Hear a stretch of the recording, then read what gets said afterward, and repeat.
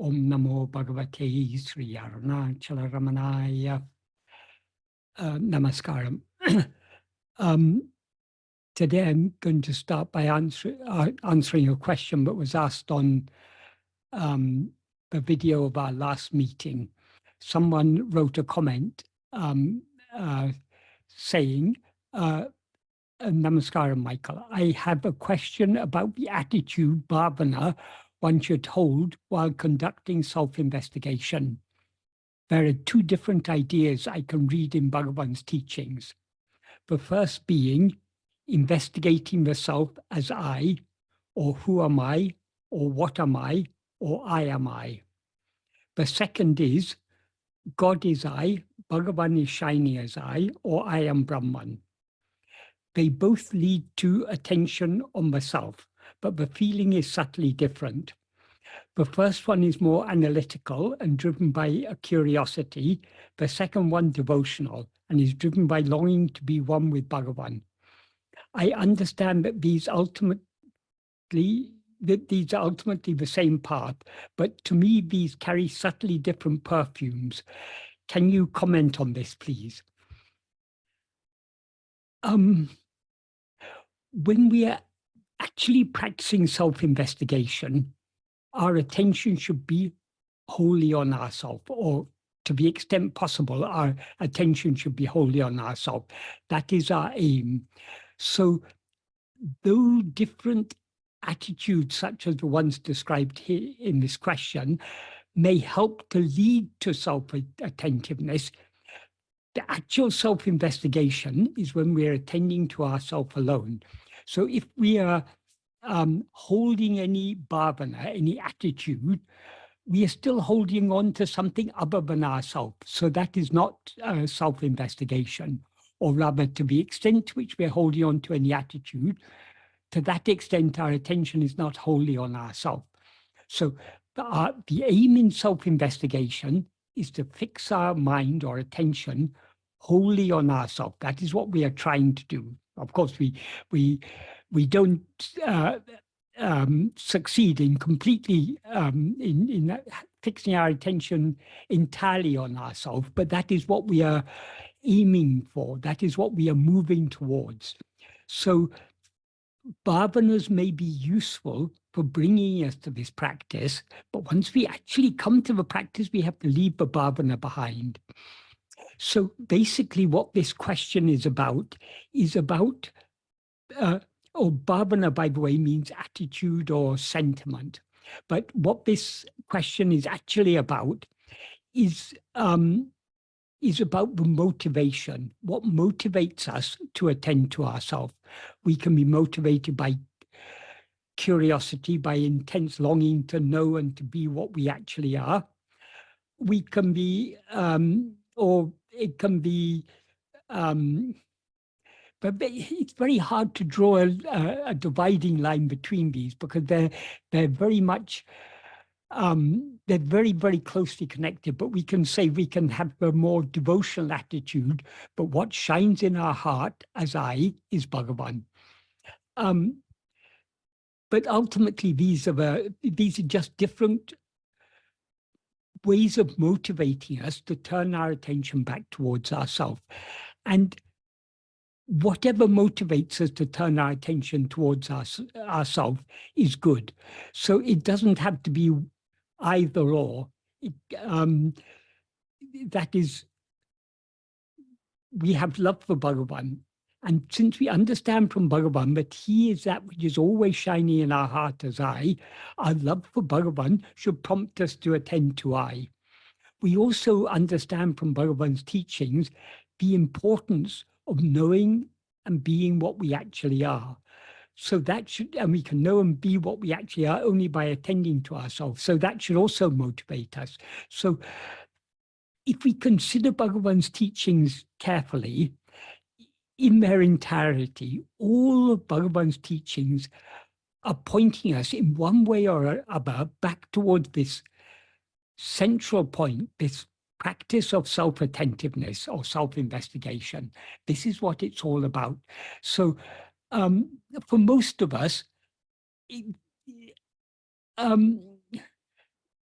what motivates us to attend to ourselves is a combination of these. We do want to know what we actually are. But our wanting to know what we actually are is strengthened still further by understanding that what we actually are is Bhagavan. If we want to know Bhagavan as he actually is, we need to know ourselves as we actually are. So Bhagavan is that which is shining in our heart as I. So if we want to meditate on Bhagavan, if we want to lovingly hold on to, cling to Bhagavan in our heart, we need to cling to him in his true swarupa, his own real form, which is I. So, as I say, these are not mutually exclusive. That is the devotional aspect and the curiosity. Curiosity is not quite the right word, but the eagerness to know what we actually are. Both of these,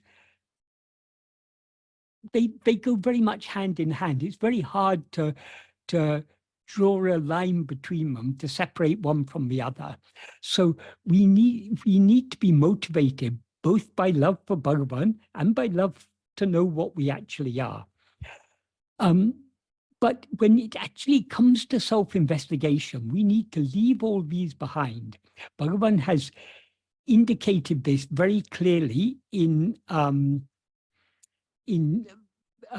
verses 8 and 9 of Upadesha Undiyar. Prior to verse 8 of Upadesha Undiyar, he was talking about various devotional practices, puja, japa, and dhyana. He had one verse devoted to each of these. These are all actions that we can do, as he says. Puja is an action by body, japa is an action by speech, and dhyana is an action by mind. But these are all actions that we do to express our love for God. So these are all good. And in this order, each one is better than the previous one. That is better than puja is japa, better than japa is dhyana.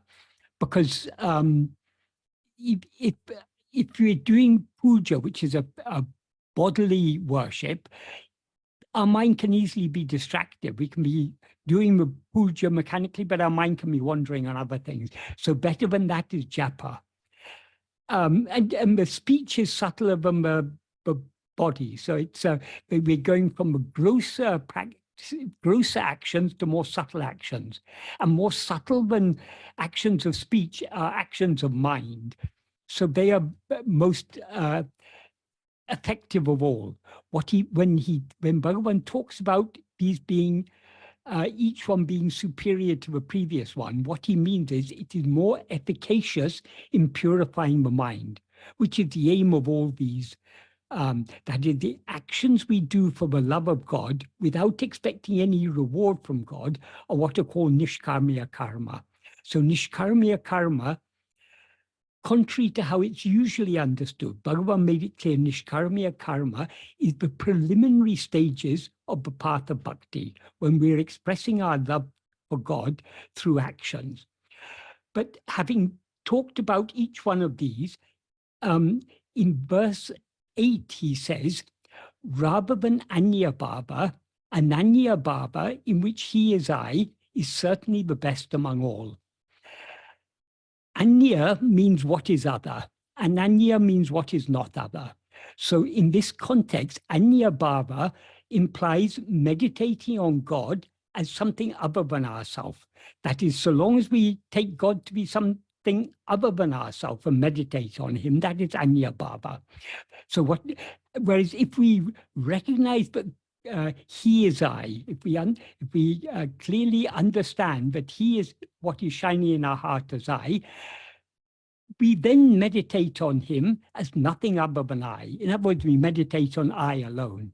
So what he refers to here as ananya bhava is actually self-investigation. We're not attending to anything other than ourselves. With the understanding that God is that which is shining in our heart as I. So as I say, he says, rather than Anya Baba, rather than meditating on God as something other than ourselves, Ananya Baba, meditating on him as nothing other than ourselves, with the understanding that he is I, that is certainly best among all. When he says it's best among all, that means it's best among all the various practices of bhakti, or is best among all varieties of meditation. It's best among all the different kinds of spiritual practice, in the sense that it is the most effective of all means to purify the mind. And not only is it a means to purify the mind, it's also the only means to eradicate ego, which is the root of all impurities. We cannot purify the mind fully without eradicating ego, because ego is the root impurity. And we cannot eradicate ego by any means other than self-investigation, which is what he describes here as Ananya Baba. Then in the next verse, verse 9, he goes on to say, by the Bhava Balatinal, that means by the strength of Bhava, by the strength of meditation. In this context, the meditation he's referring to is the meditation he talked about in the previous verse, namely Ananya Bhava. So by the strength of meditation here means by the strength of self-attentiveness, by the intensity, firmness, and stability of our self-attentiveness, being in Sat Bhava. Sat Bhava means the state of being, our own real state of being. So by the strength of meditation, being in Sat Bhava, which transcends bhavana, alone is Parabhakti Tattva. Alone is the nature or the reality of a true state of supreme devotion. So according to Bhagavan, all this puja, japa, and dhyana, these actions that we do by body, speech, and mind, just for the love of God and not for anything that we can get from God, these are good means of purifying the mind. But these are just the preliminary stages of the path of bhakti. The ultimate bhakti is just to be in Sat Bhava, to be in our own real state of being. And we can be in our own real state of being only by the strength of self-attentiveness. So by the strength of self-attentiveness, we remain in our state of just being, and that state of just being is bhavana tita, it transcends all bhavana, all bhavanas. Bhavanas means thinking, imagination, conceiving, any mental activity is a bhavana. So when we attending to anything other than ourselves is a mental activity, but attending to ourself is not a mental activity, it's a cessation of mental activity.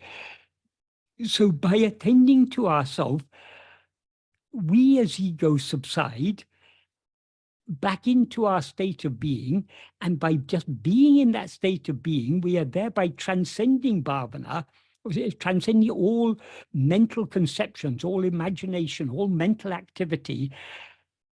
And that alone is Parabhakti Tattva.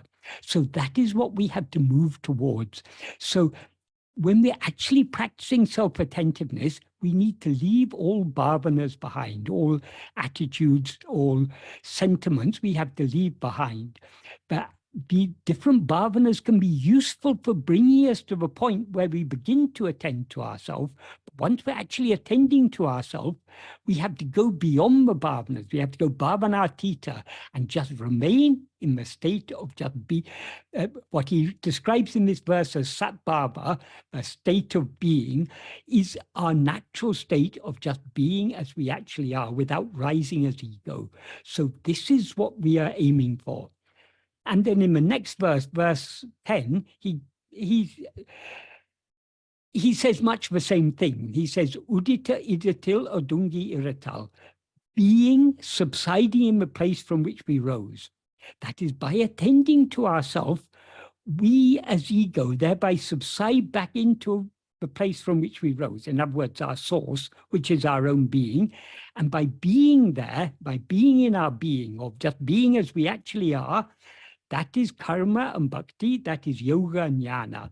That is the pinnacle of all these different practice, all these different spiritual paths, is to come to this point where we attend to ourselves so keenly, but we thereby subside and remain in sat-bhava, the state of being, which transcends all bhavana. So we shouldn't be too concerned about bhavana. We are trying to go beyond bhavana by attending just to ourselves. But that doesn't mean bhavanas have no role to play. Bhavanas, different bhavanas, as described in this question, can be useful for motivating us to attend to ourselves. For example, if we remember that Bhagavan is that which is always shining in our heart as I, that will naturally motivate us to attend to I, because we naturally, having come to Bhagavan and having been attracted to him, we naturally love him. And since he himself revealed that he is that which is shining in our heart as I, attending to him, as attending to I, that is the true meditation upon Bhagavan. That is because I is his swarupa.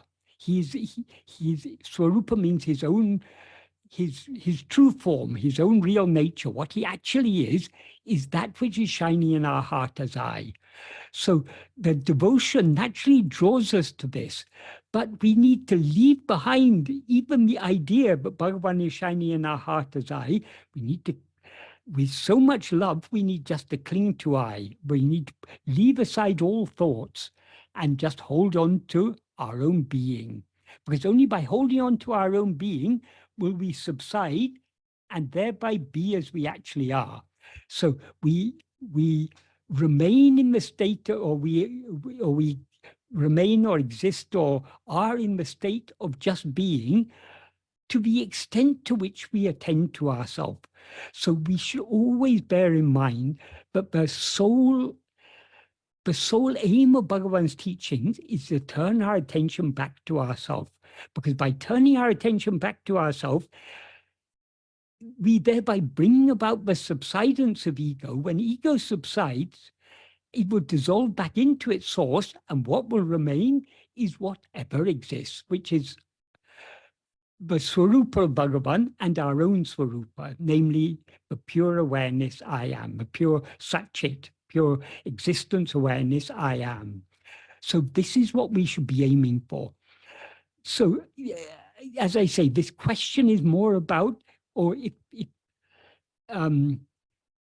may not have been quite understood in this way, but we should take this question to be about the motivation for attending to I, not the attitude, not the actual, an attitude that we should hold on to when attending to I. When we're attending to I, we should attend to I. We shouldn't be holding on to anything other than I.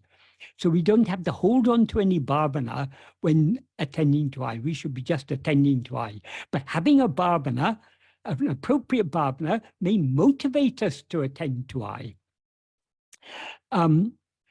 And then the questioner goes on to say, these both lead to attention to the self, but the feeling is subtly different. So long as we are aware of any differences, we are still not attending to ourself, because differences are things other than ourself. Our aim is to go beyond differences, just to hold on to ourself. So we're going beyond all feelings, going beyond all bhavanas, going beyond all differences. We are trying to attend to that which is ever unchanging, that which is eternal and unchanging. And the only thing that is eternal and unchanging is our own being, I am. So that is what we have to attend to. So we shouldn't attach too much importance to bhavanas. Bhavanas may be useful means for drawing us to this, to self-attentiveness, but they have then served their purpose. It's like when you, to use an age-old analogy, you need a boat to cross the river, but having crossed the river, you don't then carry the boat with you. You leave the boat behind and you go on with your journey. So different bhavanas may be useful for turning our attention away from other things back towards ourselves. Once our attention is turned back towards ourselves, we cross the river, then we hold on to ourselves. We don't try to hold on to any bhāvana. If we're holding on to any bhāvana, our attention is again deflected away from ourselves. So I hope this is a useful answer to this question. Does anyone have any questions that they want to ask about this or about any related matter? There are quite a few questions, Michael. Okay, right. The first one is quite long, so it really is quite long. It's been given in 5 parts, though I believe it's the same question. So right. I'll just run through it right. slowly.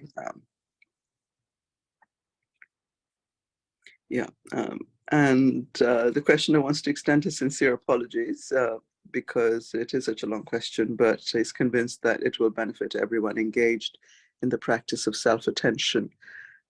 So the question is, in yoga, there are so many practices. If practiced regularly and with all sincerity, these yield results such as keeping the mind calm, keeping the body healthy, being able to manage situations better, etc. Though I understand that all of these are second and third person objects that we need to reject from the point of view of self-attention, as that is not the goal we are aiming at with this practice, but only to annihilate ourselves, the ego. I do think that doing this practice of self-attention is far more effective in bestowing the results attained by doing yogic practices. I recall David Godman once saying that, in quotation marks, Bhagwan always insisted that self-inquiry was for the dissolution of the sense of an individual self. But Bhagwan did also admit that if you took up the practice sincerely, good things would happen to you. You become peaceful, quiet, and Bhagwan even said, self-inquiry is the best medicine. If you practice it regularly, it was a good way of keeping the body healthy. Nanda Kumarji from Ramana Center, Bengaluru, shared in one of his talks, again, a quotation marks, Kapali Shastri once queried Bhagwan about the dharma of self-inquiry and its transformative impact. Bhagwan responded, the body is inert and unconscious, while the pure eye is brimming with consciousness. In between, a false entity has emerged, participating in both qualities. The body's dharma is inertness, and for our Atma Swarupa, it is absolute pure consciousness. However, the ego rising in between the two claims, I am the body, and partakes in both the inert body and pure consciousness. When you practice self-attention, as Bhagwan is instructing, the ego, being self-attentive rather than object-attentive, gradually diminishes its involvement in the inert body and increasingly engages in pure consciousness. I believe this is the essence, Michael. Is self-inquiry irrelevant to the contemporary individual's daily life?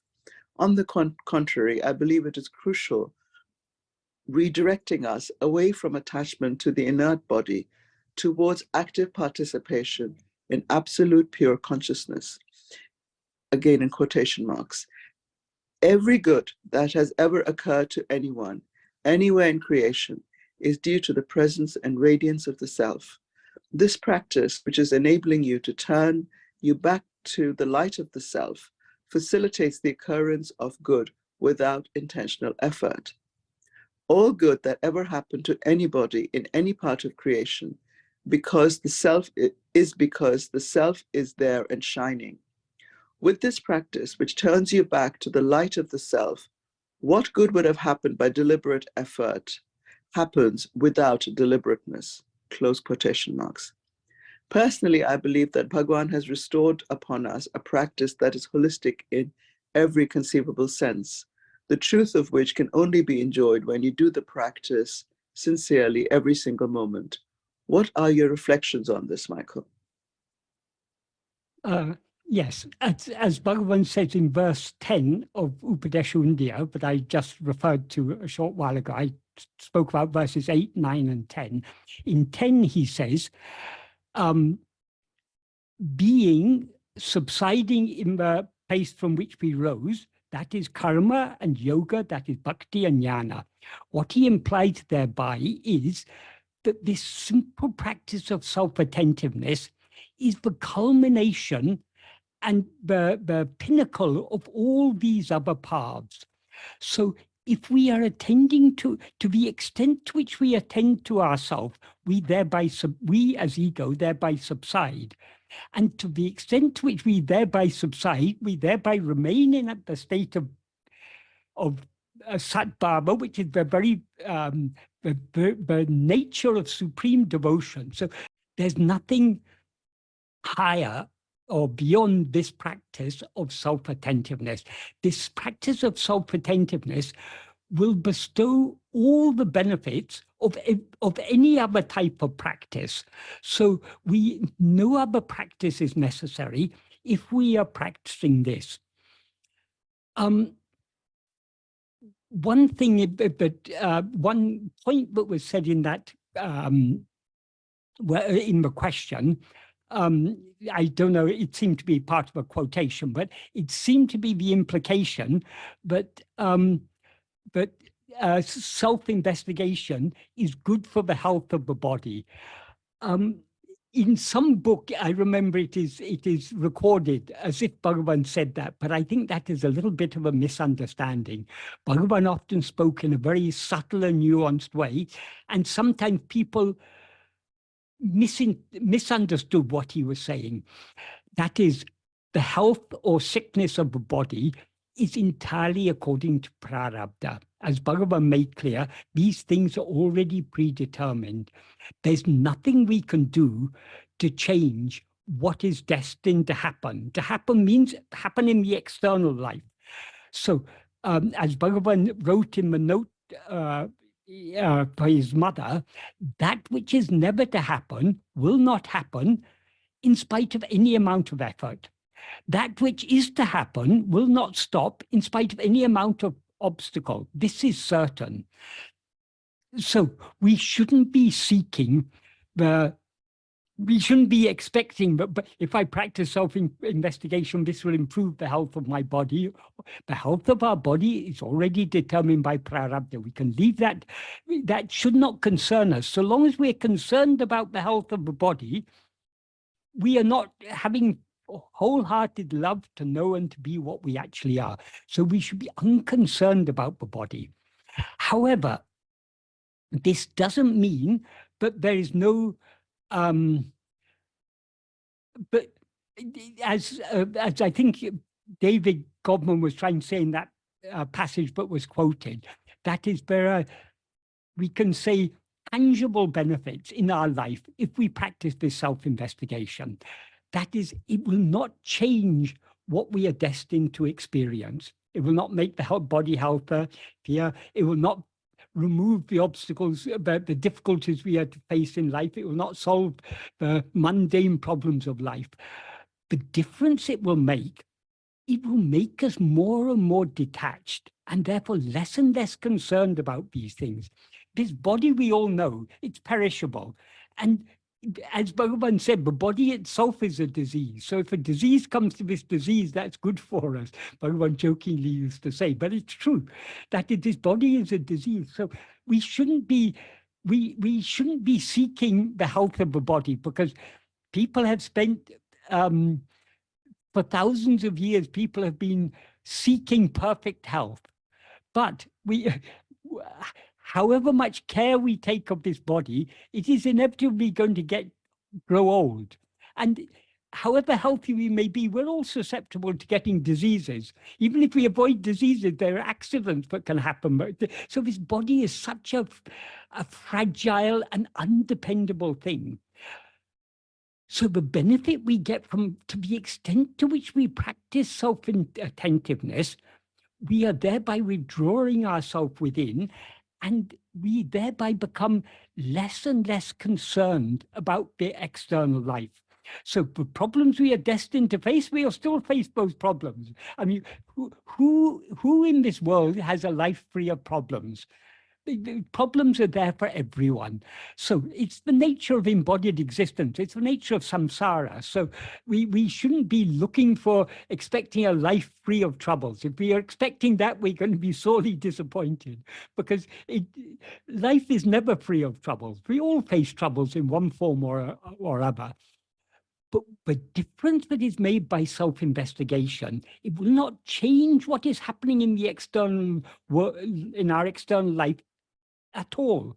But what it will change is our attitude towards that. We'll be more and more detached from whatever may be happening. So we'll be less concerned. Difficulties will become, but okay, it's the nature of life. Difficulties come, difficulties go. But the problems that loom so large in our life now, but we seem to us to be such big problems, in 10 years' time, we'll have forgotten about these problems. We'll be having other problems instead. So let us not be concerned about these things. We need to detach ourselves.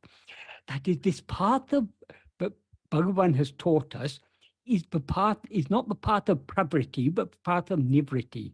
Pravriti means making effort, going outwards, trying to achieve this or that, trying to become healthier or richer or more famous or have more friends or whatever it is. Trying to achieve anything outwardly is pravriti. But this is the path of nivriti, which is the path of withdrawal. We are withdrawing ourselves from the many back towards the one being our own self. So we are less and less concerned about the external things, and we are more and more satisfied in our own being.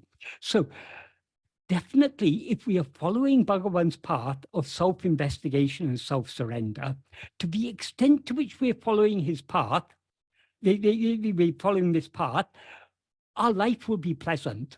That doesn't mean we'll be facing less difficulties, but we'll be less concerned about the difficulties that we face. So the tangible benefit we can experience for ourselves from practicing this path, even though we may not yet have annihilated ego, even on the path towards annihilating ego, that is the nature of this path, is we are withdrawing more and more. We are becoming less and less concerned about the outward events of life. The outward events of life are all determined by prarabdha. And being concerned about the outward events of life is futile. I can want to be my body, I can want it to be very healthy. I can make all efforts to be very healthy. But if it's my destiny to be unhealthy, I'll be unhealthy. These things we cannot change. So making effort to change the external life is futile, as Bhagavan has made clear. The only effort that is really useful is this effort to turn within and thereby surrender ourselves. Turning within means to the extent to which we turn within, to the extent to which we turn our attention and hold on to our own being, to that extent we subside. And that subsidence of ego brought about by self-investigation is surrender. So to the extent to which we surrender ourselves in this way, we are less and less affected by anything external. So but the only effort that can bring about real results is this effort to be self-attentive, because any effort we make to change external circumstances are futile. By trying to change the external circumstances, we are just generating fresh, but we are doing our gamya, that is, we are doing karma under the sway of karma, that means action of mind, speech, and body. We're doing under the sway of our bhasanas, in other words, under the sway of our own will. Those actions are called a gamya, and a gamya are what bears fruit. The fruit gets stored in sanchita, and it will later, at some point, maybe have to be experienced as prarabdha. So there's no point. We are just unnecessarily generating fresh fruit by making effort to achieve anything external. But by making effort to turn within and thereby surrender ourselves, we are cutting at the very root of karma, because the root of karma is ego. It is we as ego who are the doer of karma and the experiencer of the fruit of karma. So if you want to be free of karma, both of the action and of the fruit of the action, we need to remove the root. And this path of self-investigation, this is directly cutting at that very root, namely ego. So the benefit to be gained by self-attentiveness is whatever benefit we may gain from any other spiritual practice, we gain from this practice of self-attentiveness, but to a much greater extent. And what we achieve by self-attentiveness is the only thing that we can, it's the only real difference we can make in our life. That is, we cannot change the external life. The external life is determined by prarabdha. But turning within and surrendering ourselves, that is not touched by prarabdha at all. Bhagavan used to say, prarabdha affects only the outward turn mind, but it can never prevent the mind turning within. So whether we turn our mind within or not is up to us. We have that freedom. So this is the correct use of the freedom that we are naturally endowed with. As a jiva, we are naturally endowed with this swatantra, this freedom. And we should make use of this freedom by turning our attention within. On the other hand, if instead of using our freedom to turn within, if we use our freedom to try to achieve this or that, we are just generating more fruit we are just perpetuating the cycle of karma, of action and the fruit of action, and thereby perpetuating the cycle of birth and death. So if you want to bring an end to all of this, this path of self-investigation, this is the only means that will cut at the very root. So by following this path, we get all the benefits that we may derive from doing any other type of spiritual practice. So no other spiritual practice is necessary. If we attend to if our sole aim is to try to attend to ourselves as much as we can, no other spiritual practices are necessary. This is the pinnacle of karma and bhakti, of yoga and jnana, as Bhagavan makes clear in verse 10 of Upadesha Undiyya. I hope that is a clear and adequate answer to that question. The next question is, what is self and how can we identify ourselves with it? How can we always remember it? That is what we're here to find out. What is self? Firstly, self is not an it. It is ourself. There's no thing called the self other than ourself. We ourselves are what we are seeking to know. The truth is, there is not a moment when we do not know ourselves. We always know I am. But though we know that we are, we do not know what we are, because what we are is nothing other than our existence, I am. So what we actually are is nothing other than I am. But though we know I am and know ourselves as I am, we don't know ourselves as just I am. When we rise as ego, instead of knowing ourselves as just I am, we know ourselves as I am this person, I am this body. So our present awareness of ourselves is a false awareness. That is, the real awareness is the fundamental awareness I am. Superimposed upon that real awareness I am is this false awareness, I am this or that, I am Michael, I am whoever. So we are not looking for anything that we do not know already. We already know I am. There's never a moment when we do not know I am. The problem is, instead of knowing just I am, we know so many other things. We know other things only when we rise as ego. That is, in waking and dream, we rise as ego, identify ourselves as a body, and consequently are aware of the appearance of other things. In sleep, we do not rise as ego, therefore we do not identify ourselves with a body, therefore we are aware of nothing other than ourselves. As Bhagavan says in verse 4 of Uludu Napadu, if oneself is a form, the world and God will be likewise. If oneself is not a form, who can see their forms and how? So the we are aware of this multitude of forms that constitute the world only because we mistake ourselves to be a form, namely the form of this body, which is, as Bhagavan says in the next verse, is a form composed of 5 sheaths. That is the physical form of the body, the Annamaya Kosha, as it's called, the life that animates this body, or Pranamaya Kosha, as it's called, the mind, meaning the grosser functions of the mind, the thoughts, feelings, perceptions, memories, emotions, and so on. That's called Manomaya Kosha. The intellect, the discerning, judging, discriminating, reasoning aspect of the mind, that's called Vijnanamaya Kosha. And what drives all these, the cause behind all these, is the will, our vasanas. That is called the Anandamaya Kosha, or Karana Sarira, the causal body. So these 5 sheaths constitute the body that we take ourselves to be. So in other words, the body means the person. So whenever, throughout the waking and dream state, we're aware of ourselves as this body consisting of 5 sheaths.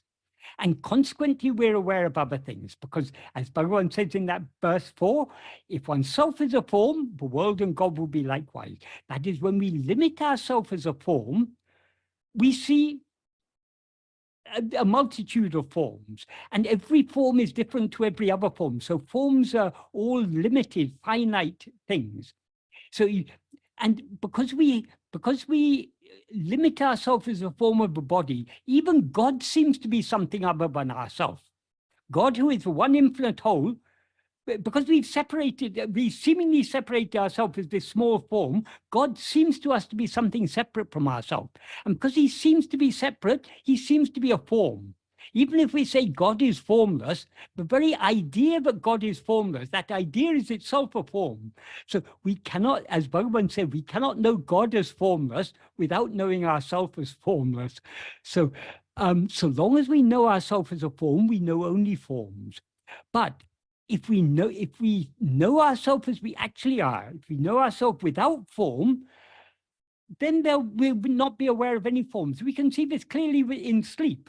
In sleep, we cease, as soon as we fall asleep, we cease identifying ourselves as I am this body, and consequently, we cease to be aware of anything other than our own being, I am. So the whole problem is our rising as ego and taking ourselves to be a form of a body. And now I've forgotten, I started to answer the question, I've forgotten what the question is now. The question is, what is self and how can we identify ourselves with it? How can we always remember it? All right, yes, that's the other thing. So self is that which is shining in us as I.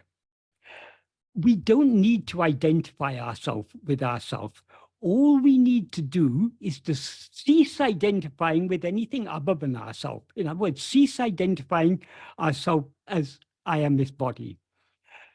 But it is the very nature of ego to always identify itself as I am this body. That is, as Bhagavan says in verse 25 of Uludunapadu, he describes ego as a formless phantom. It's formless because it's got no form of its own. And it's a phantom because it's got no substance of its own. It borrows its form from a body and it borrows its substance, that is its awareness, its existence and its awareness. It borrows from Satchit, from pure awareness, pure existence awareness, I am. So it's neither this nor that. So ego has got no separate existence. But what he says about ego in this verse is, grasping form, it comes into existence. Grasping form, it stands. Grasping and feeding on form, it flourishes abundantly. Leaving form, it grasps form. So the implication is the very nature of ego is to grasp form.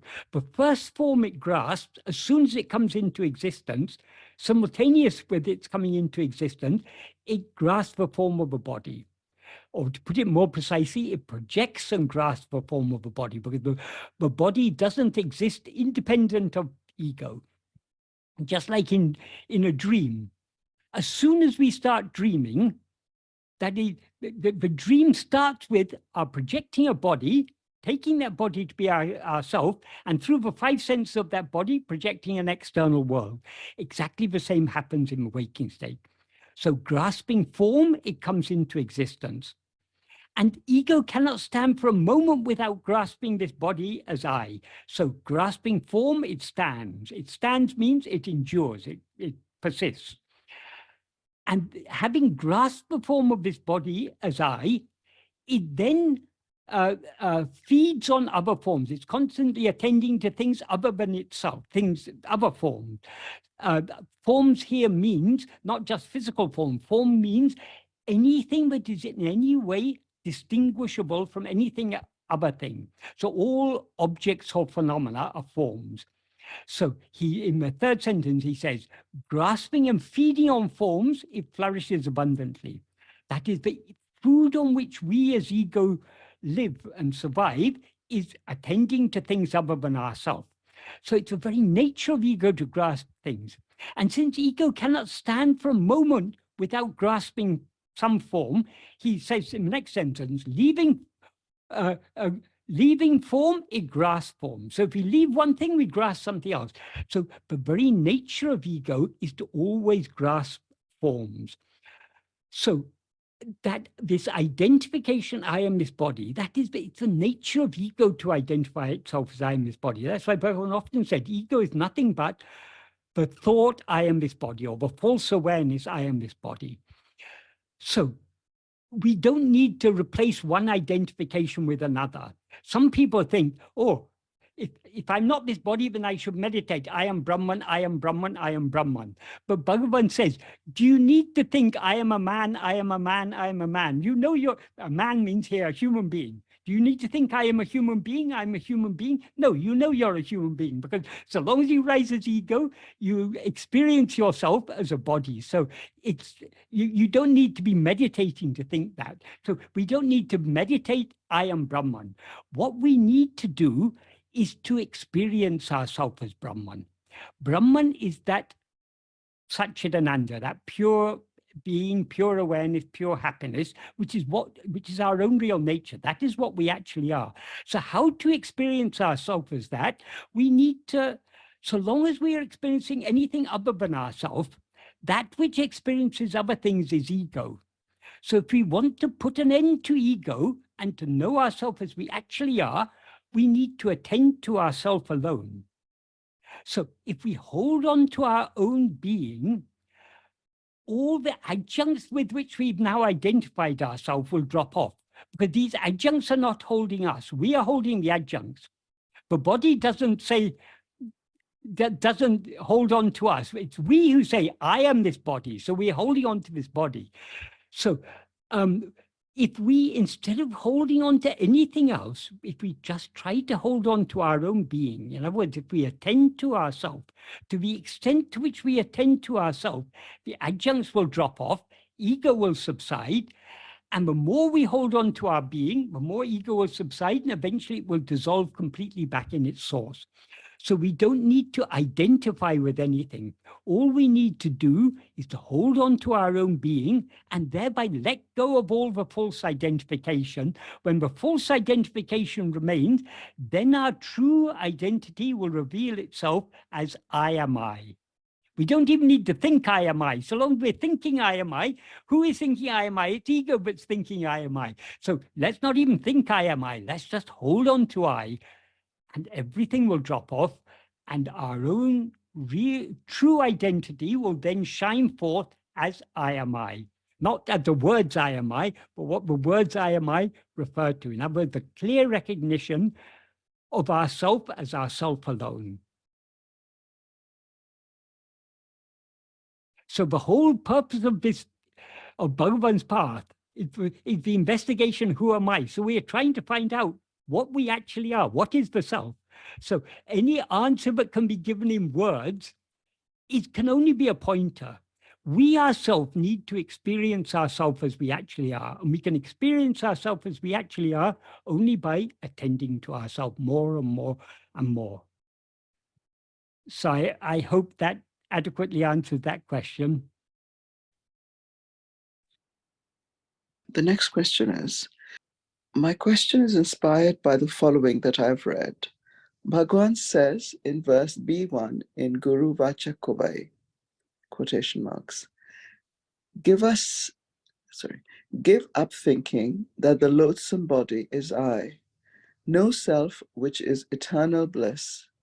Cherishing the ephemeral body, as well as trying to know self, is just like using a crocodile as a raft to cross a river. Close quotation marks. In Sadhu Om's explanation, he says, among others, that it is foolish to be obsessed about sattvic diet, good health, and so on. However, Bhagwan does not intend to deny the necessity or wisdom of taking reasonable and moderate care of physical needs, but the major portion of our attention must be aimed directly at attaining self-knowledge, while attending to a bare minimum of necessities. My question is, I have struggled my entire life with being overweight. I seem helpless in changing this, though I was able to change my diet to veganism thanks to your talks about it. Following Ramana's path, I surrender my bad habits and remind myself that I am not the body, but the pure being consciousness I am, trying to be self-attentive. But in the meantime, I also worry I'll get heavier and heavier and will get problems with my health. This gives stress, which leads to stress eating. However, Ramana also said that the idea of being the body is itself the worst disease. My current position is that instead of worrying and being frustrated about my unsuccessful attempts, it is better to redirect my attention from the not self and to focus my mind on surrender and self-investigation. For example, if I worry, I ask myself, who is the one who is worrying? Or if there is any overweight, if there is any overweight, let alone body in deep sleep. Since in the end, losing weight is not my priority, but annihilating the false self-awareness, I am the body. I see this as the healthiest thing to do. Is this a correct approach in dealing with my overweight problems while following Ramana's teaching? Yes, yeah, that's the right attitude. We all need to lose weight, but the weight we need to lose is not the weight of this body. If we lose the weight of ego, that itself will separate ourselves from the body, so all problems are solved. So the great burden we are all carrying is the burden of ego. So let us shed this burden by surrendering to Bhagavan. That is the health of the body, the weight of the body, all these things are ultimately determined by prarabdha. So we cannot change these things. So why to concern ourselves with that which cannot be changed? That which can be changed is our rising as ego. That is what we need to put an end to. That is what we need to direct our attention towards. So some people happen to be overweight. There are multiple reasons for being overweight. Some of them are physiological. There are certain hormones and things that cause some people to be overweight. There are also other things like stress and so on leads to binge eating and so on. There are multiple reasons, but why should we concern ourselves with any of these things? When the body is not I, we need to, we need not even worry about taking care of the body, because as Bhagavan made clear, the body, it's already, the course of life of the body is already determined by prarabdha. Whatever we need to do to take care of this body, we will be made to do. Earlier, I referred to the note that Bhagavan wrote for his mother, but I referred to only the second, third, and fourth sentences. I didn't refer to the first and last sentences. What Bhagavan said in that note, the full note is, Avarabha prarabdha prakaram adakanavan angangirandu artavipan. In accordance with the prarabdha of each one, he who is for that will cause the dance. Being there will cause the dance. What Bhagavan implies by that is, he who is for that means God or Guru. Being there means being in each place, implying being in the heart of each one of us. And Artavipan means will cause the dance. In other words, he'll make us act in accordance with our prarabdhas. So what does acting in accordance with our prarabdha mean? In order for our prarabdha to unfold, certain actions are necessary on our part. So whatever actions are necessary for the unfolding of our prarabdha, our mind, speech, and body will be made to do those actions. So we need not concern ourselves with those actions. Bhagavan will make us do those, will make our mind, speech, and body do those actions. In other words, we can leave the care of this body entirely in his hand. Not only the care of his body, if we have wife and children or husband or elderly parents or small children or grandchildren, we may have so many others who seem to be dependent on us. Lead that also to Bhagavan, because he will, if we need to do anything for our elderly parents or for our husband or wife or for our children or anything, he will make our mind, speech, and body do what they are meant to do in accordance with prarabdha. So we need not worry about that at all. So that's the first sentence. However, one important thing to note about this first sentence, many people misunderstand this first sentence and think that Bhagavan is saying thereby, but whatever actions we do by mind, speech, and body are actions we're made to do by God. That is not the intention. He says in accordance with prarabdha. So it's only those actions that are necessary for the prarabdha to unfold, but the actions we're made to do. Because the majority of our actions we're doing not under the sway of God's grace, we're doing under the sway of our vasanas. That is what he warns us against in the next two sentences. In the second sentence, he says, Endrum naduvadadu, envichikanum naduvadu. That means what is never to happen will not happen in spite of any amount of effort. When he says in spite of any amount of effort, that implies that we can make effort for what is not destined to happen. We can, so that is, we cannot change what is destined to happen. But just because something is destined to happen, or not destined to happen, whichever the case may be, doesn't prevent us wanting otherwise. It may be my destiny to live all my life in poverty. But that doesn't stop me wanting to be rich. It doesn't stop me trying to be rich, but it stops me being rich. So I can, as much as I can want to be rich, I can make all sorts of efforts to be rich. But however much effort I make, it is never to happen that I'm going to be rich, so I will never be rich. So we are free to want. What we want is not determined by prarabdha. Prarabdha determines what we are to experience. What we want is determined by our will. And what we try to experience, make effort to experience, that's also determined by our will. So we have that freedom to want whatever we want to want, and we have freedom to try for it, but we have no freedom to achieve it. Only that which is destined to happen is going to happen. If it's not destined to happen, it is not going to happen in spite of any amount of effort. And the flip side of that is what is destined to happen will not stop. This is the third sentence. Nadapatu entadeseinum niladu. Whatever is to happen will not stop in spite of any amount of obstacle. So we can try as much as we want to avoid what is to happen. It's my destiny, my whole life to live in poverty. I can try as much as I want to avoid living in poverty, but I'm going to fail because it's my destiny to live in poverty. And then the fourth sentence, he says, iduve tinnam, this is certain.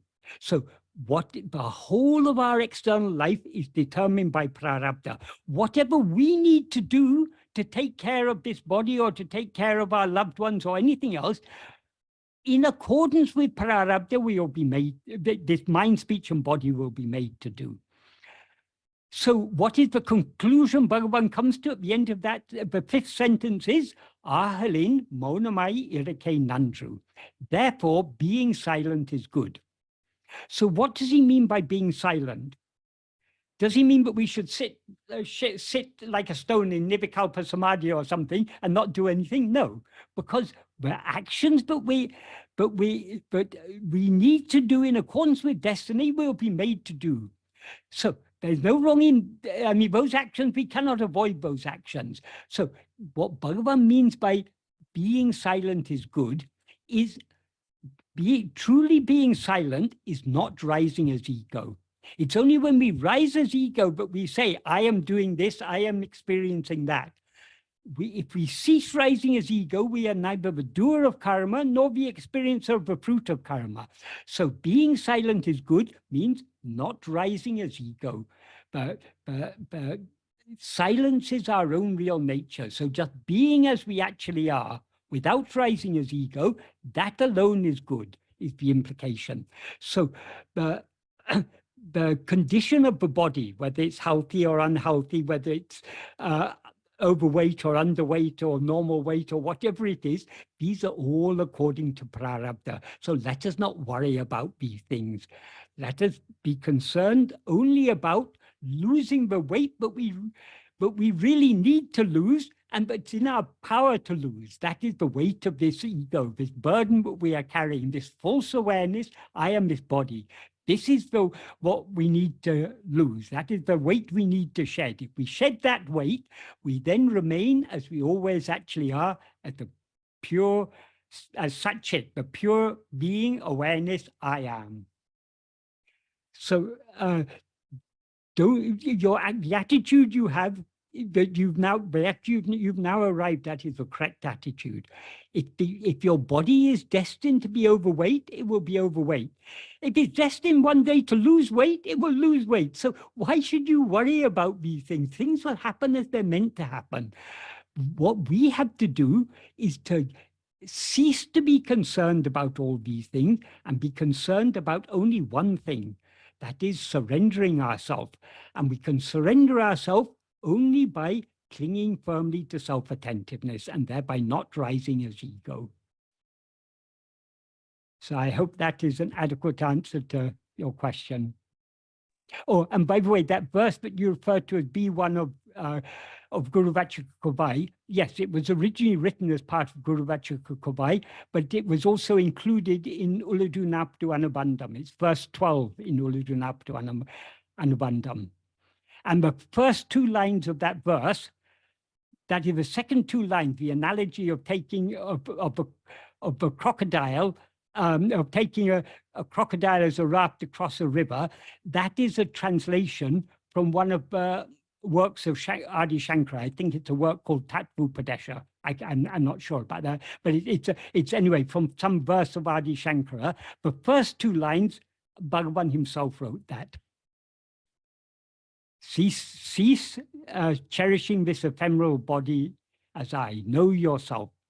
And then the analogy, but the Bhagavan borrowed from Shankara, but cherishing this ephemeral body while trying to know oneself is like taking a crocodile as a raft across a river.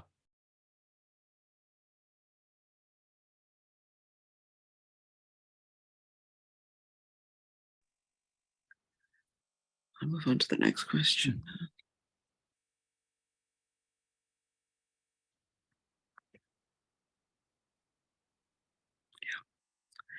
So the next question is, if no world exists except to the ego, which is the false awareness, I am this body, can the pure awareness I am know objects such as thoughts or the world?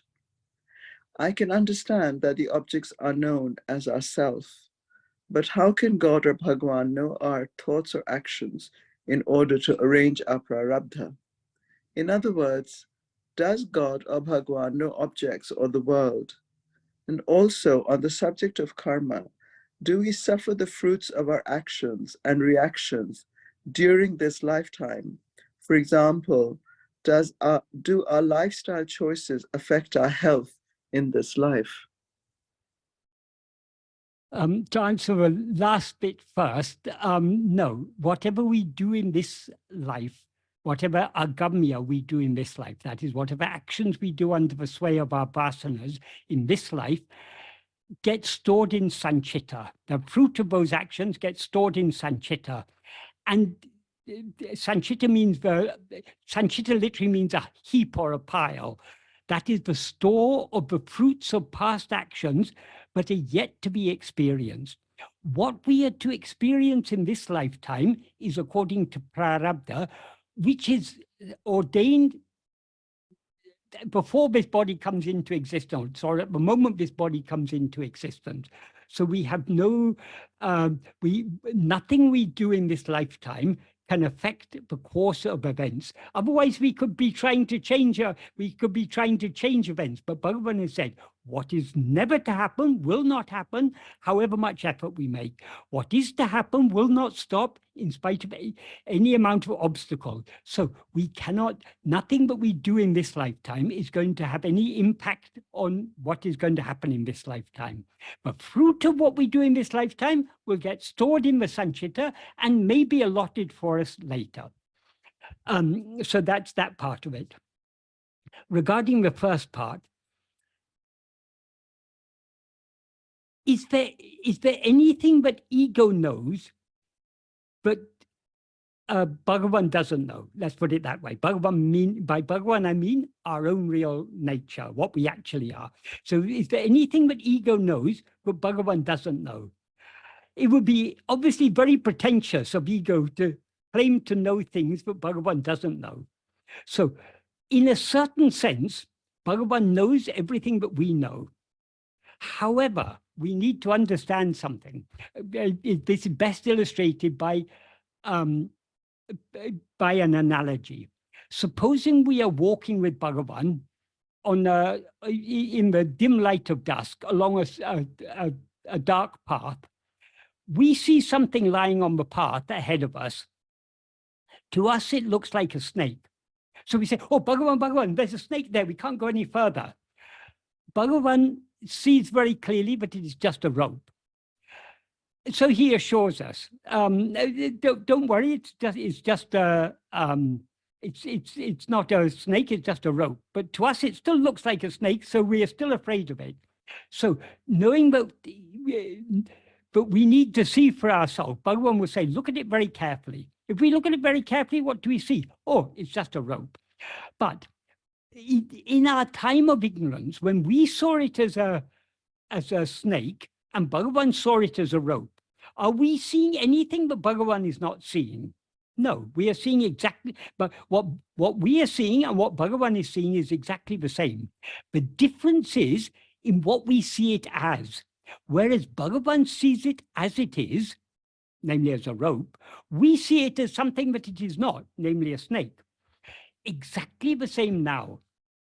Whatever we experience is not any different to what Bhagavan experiences.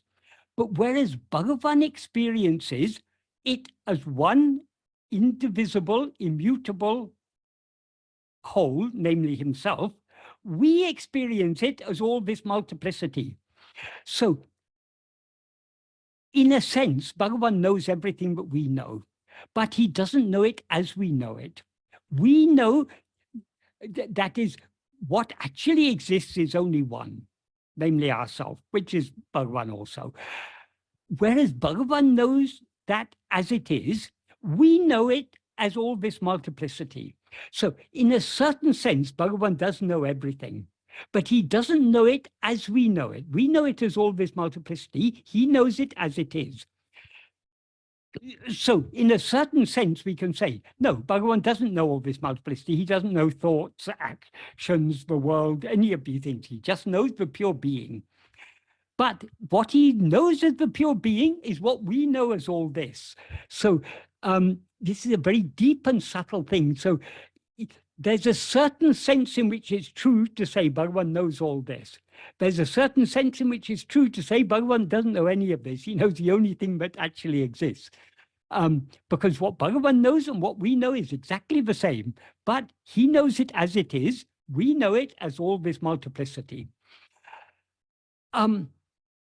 how does, so if Bhagavan doesn't know all these actions as we know, then how is he ordaining the fruit of our actions? This happens automatically. The reason is, that is, what is the nature of Bhagavan? Bhagavan is Satchidananda. He's infinite being, infinite awareness, infinite happiness, and also by implication, infinite love. Happiness and love are truly just two sides of the same coin. So Bhagavan is infinite love. Because Bhagavan doesn't see anything other than himself, he loves everything as himself. So he loves us as himself. That means he doesn't see us as the person that we see ourselves as. We mistake ourselves to be this person. He sees us as we actually are, and he loves us as we actually are. So that infinite love that he has for us as himself is what we experience as his grace. That what grace wants is nothing but for us to be happy, because happiness is our real nature. So the nature of grace is to lead us back to the state of oneness, to our real nature. How grace leads us back is obviously beyond the mind. We cannot understand the subtle workings of grace. As Bhagavan says in the first verse of Arunachala Ashtakam, Ari Varu Giriyena Varu Darumamma Adi Sayan Eden Sail Ari Varidakum. That means it stands as an insentient hill, but its action is beyond comprehension. It cannot be understood. When he says its action, he means the action of its grace. So it seems to be just an insentient hill in our view, but it is actually the very embodiment of pure awareness, and how it works cannot be understood. Does that mean Arunachala is doing some work? Does that mean Bhagavan is doing some work? No, he's not doing anything.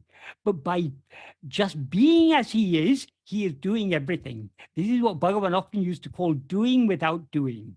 So the nature of the action of grace is beyond our comprehension.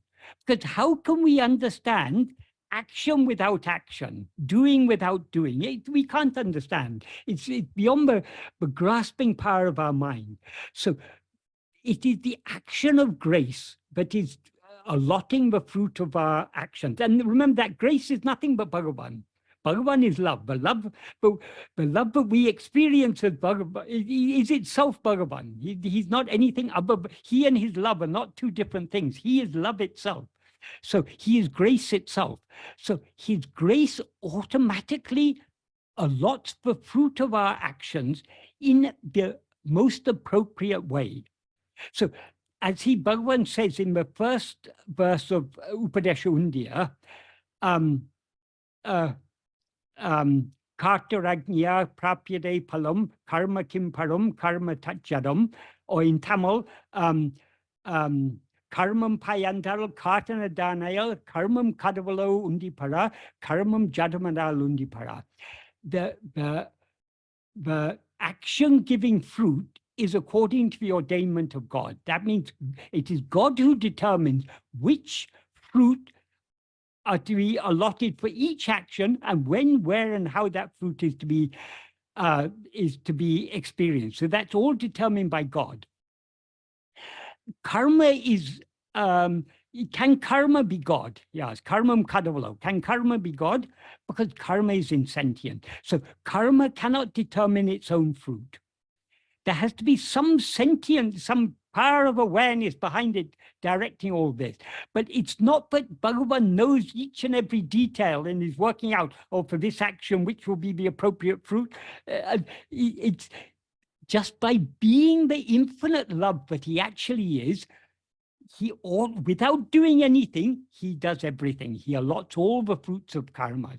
So as he says in the 15th paragraph of Nana, all these divine functions, the 5 divine functions, the Pancha Kritya, that is the creation, sustenance, destruction of the universe, the veiling, that is the veiling of of ignorance, and the anugraha, the grace. All these 5 divine functions happen by isan sanidana visecha matratal. That means by the mere special nature of the presence of God. The presence of God means his being. By just being as he is, Bhagavan does everything. So obviously our minds cannot comprehend this. It's beyond the comprehension of our mind. But without knowing anything other than himself, Bhagavan knows everything. Without doing anything, he does everything. So basically what I'm saying is I cannot answer your question because nobody can answer it. If you want to know the answer to this question, you need to know Bhagavan as Bhagavan knows himself. And you can know Bhagavan as Bhagavan knows himself only by knowing yourself as Bhagavan knows you. Because what you actually are is nothing other than Bhagavan. So from the perspective of ego or mind, this will always be an incomprehensible mystery. But subtle workings of grace, how grace works, cannot be understood by the mind. But we have the assurance of Bhagavan. There is that great power of grace that is driving everything. As he says in the 13th paragraph of Nana, when one Parameshwara Shakti, when one supreme ruling power or power of God is driving all karyas, that everything that's meant to happen is being made to happen by that one supreme Paramisa Shakti. That is that in effect is saying grace. By grace, everything is happening as it's meant to happen. So when such is the case, why should we, instead of yielding ourselves to it, be constantly thinking, I should do this, it's necessary to do this, it's necessary to do that. We need to surrender ourselves completely. And then he gives the beautiful analogy of the passenger traveling on a train. When you're traveling on the train is carrying all the burden. So there's no need for you to carry your luggage on your head. You can put your luggage aside and you can travel at ease. If you want to carry your luggage on your head, you can do so, but you're suffering unnecessarily because whether you carry the luggage or not, the train is carrying it. So he is taking care of everything. So whether we're obese or whether we're healthy or unhealthy or whatever it may be, whether whatever difficulty we face in life, leave the whole burden to him. Let him take care of everything. The only responsibility he's given to us is to surrender ourselves to him. And we can surrender ourselves to him only by clinging firmly to self-attentiveness. As he says in the first sentence of that 13th paragraph of Nana, Anma chintane tavira, vera chintane kalambavataku, satram idam kodamal, Atmanishta paranai iripade, tanai isanaku alipadam. That means being Atmanishta paran, in other words, being as we actually are, is giving ourselves to God. So how can we be as we actually are? That's indicated in the first clause. Anma chintane tavira, vera chintane kalambavataku, satram idam kadama. Not giving even the slightest room to rising up any thought other than thought of oneself, Atmachintana. Atmachintana literally means thought of oneself. It implies self-attentiveness. So the implication is we need to be so keenly self-attentive, but we give no room for the rising of any other thought. Because thoughts can arise only if we attend to them. If all our attention is given to ourselves, there's no room for any other thought to arise. So when no other thought arises, ego also won't arise, because ego cannot rise without grasping other things. So by attending to ourselves, we bring about the dissolution of the subsidence of ego. All other thoughts subside with ego, and thereby we remain as Atmanishta Param, one who is firmly established as oneself. And that, Bhagavan says, is giving ourselves to God. So this is all Bhagavan has asked us to do, to surrender ourselves by clinging firmly to self-attentiveness. He will take care of everything else. So coming back to the first question I was asked, yes, if we really follow this path Bhagavan has shown us, we are surrendering ourselves to him. So of course our life is so much easier. Instead of carrying your luggage on the train, if you put your luggage aside, you'll have a much more comfortable journey. So you're not changing the destination you're going to. You're not changing the course of your life by putting aside the burden. The train is going to carry it. Your life is going to go on as it's already destined to go on. It's running along the rail tracks already the prarabdha is like the rail tracks along which our life is to run. So we're going to run along those rail tracks anyway. But instead of carrying the burden on our head, if we put it aside, we're happy. So how can we put aside the burden? Only by clinging firmly to self-attentiveness, by giving no room to arise any thought other than atmachintana. In other words, being so keenly self-attentive, we give no room for any other thoughts to arise. Thereby we are surrendering ourselves to Bhagavan. His grace will take care of everything.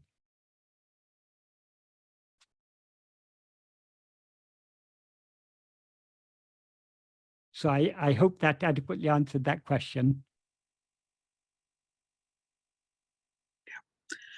The next question is, the question is realizing I am, or our true identity, our real nature, or whatever name we give it, is that enough? Is it really that simple? And what is life after that for? I mean, what more remains to know now? Thank you in anticipation for providing the opportunity to ask this question. In the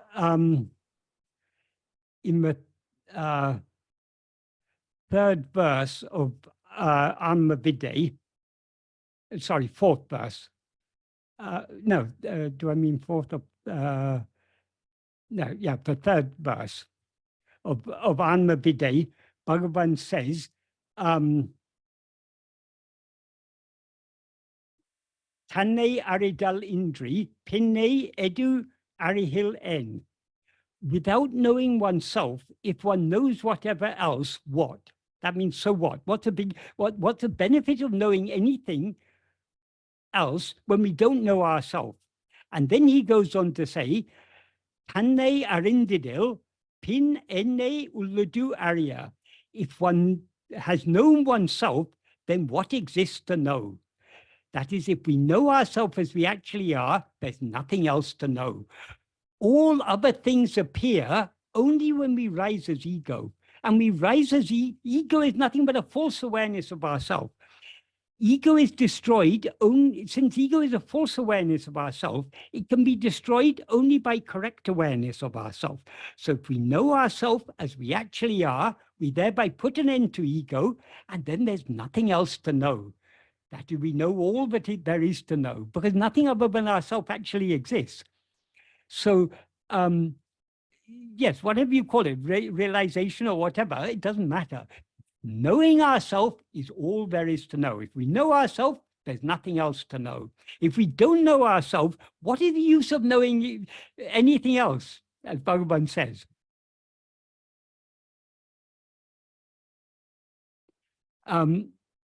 Sorry, I was just, there's one other thing I was going to say on that. Oh yeah, about this realization. Bhagavan generally didn't speak in English. He understood English, but he generally didn't speak in English. But sometimes he would, there were certain things that he could say only in English. So about this term self-realization is a very popular term in English. Bhagavan sometimes used to joke about this. He used to say, how to realize what is always real. We cannot realize what is always real. The problem is we have the problem is we have realized the unreal. What is unreal, we have realized. So all this body and world which are unreal, we have realized them. We have taken them to be real. So Bhagavan said, it is not necessary to realize what is real. All that is necessary is to unrealize what is unreal, and the real alone will remain. So something to that effect Bhagavan said in English. So there's nothing to realize. All we need to do is to is to cease taking the unreal to be real. We can cease taking the unreal to be real by knowing what is actually real. What is actually real is only I am. So turning our attention within, we thereby know ourselves as we actually are and unrealize all the unreal. We know what is real and thereby unrealize the unreal.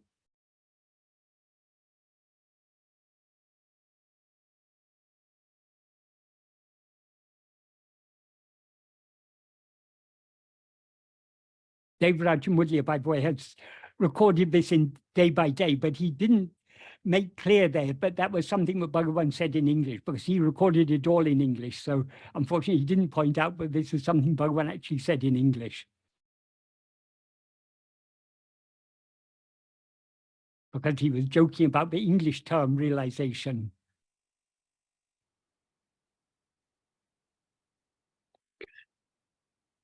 Should we move on to the next question, Michael? Yes. Okay. So the question is, it's sort of in two parts, but they refer to the same thing. Silence is a key requirement for self-inquiry, but the biggest hurdle I find is the burden of expectations and responsibilities, such as work and family, of worldly life, which keeps pulling the mind always engaged away from the self and self-inquiry. Even finding time for meditation feels impossible. Is there anything we can do? And the second part is trying to dedicate. The first part? Can I answer the first part first? It's sort of the same thing. Okay. Trying to dedicate time for focusing on self-inquiry, away from responsibilities and duties, especially work, generates the fear that I won't be able to deliver on my family responsibilities. Can something be done to address this? Okay, this is like saying, yes, I understand, but I shouldn't carry the burden on my head, but it's too heavy for me to put aside. If we trust that the train is carrying all the burden, we will happily put it aside. It's heavy because we're carrying it. If we put it aside, it's no longer heavy. So if we are willing to trust Bhagavan, the Bhagavan will take care of everything. We will find that if we trust him to take care of our external life, then we will be free to turn within. Whatever actions our mind, speech, and body need to do to take care of our work, our family, our responsibilities, all these things, if we surrender this mind, speech, and body to Bhagavan by clinging to self-attentiveness, he will make this mind, speech, and body do whatever they're meant to do. Even if we don't surrender, he will still make this mind, speech, and body do whatever they're meant to do. So by thinking, I am responsible for this, I have my work, I have this responsibility, I have that responsibility, I've got my family, I've got this, I've got that. We are unnecessarily carrying the burden on our head. Bhagavan is asking us, leave aside the burden. It's not your burden. When God is carrying the entire burden of the universe, can he not carry your trivial little burden? So trust him, leave everything to him. That is what is special about Bhagavan's path. By clinging to self-attentiveness, we are surrendering the burden. We are handing over responsibility for our mind, speech, and body, and for our family and our loved ones and everything, and our work and everything. We are handing over responsibility to Bhagavan, who is anyway taking care of all these things. That one Parameshwara Shakti, namely Bhagavan, is driving all karyas. He's making everything happen as it's meant to happen. So why should we foolishly think that it depends on us? It doesn't depend on us. Everything depends upon him. If we depend upon him, then we are free of a burden. It's when we fail to depend upon him, who is actually, when we fail to trust the train to carry our luggage, but we suffer carrying that luggage on our head. But what more foolish thing can there be to do? So we need to, that is, the more we turn our attention within, the more we are, that when turning our attention within means turning our attention back towards the light the light of pure awareness that always shines in our heart as I am. So the more we turn our mind towards that light, the more our mind is thereby purified and clarified. The more our mind is purified and clarified, the more we will grow to trust Bhagavan. So this trust in Bhagavan and this self-investigation, they go hand in hand. To the extent to which we go deep in self-investigation, our trust in him will grow deep. And to the extent to which our trust grows deep, we will be able to go deep in self-investigation. So we just need to leave all these concerns about other things aside. Try our best to turn within, and the more we turn within, the more we will find that life is going on automatically. It's being driven by that Parameshwara Shakti, that supreme higher powers, as it's often recorded in books of Bhagavan said. That when he said the higher power, he means the power of grace, the power of that Parameshwara Shakti. So that power of Bhagavan's love is the power that is carrying this whole universe. When he's carrying the entire burden of the whole universe, will he not carry also our little burden? So let us trust in him. And the sign of our trust in him is to the extent to which we are turning our attention within and holding on to him in our heart, where he is always shining as I am, to that extent, we are truly trusting him. There's no use in saying, oh, I love Bhagavan, I trust Bhagavan, but still carrying the burden on our head. We are not really trusting Bhagavan. We may tell ourselves that we trust Bhagavan, but we don't really trust him. If we really trust him, we will leave all the burden to him and we will cling to him in our heart. So this Bhakti Marga and Jnana Marga, they're inseparable. If we understand either properly, it is clear that they are one and the same path.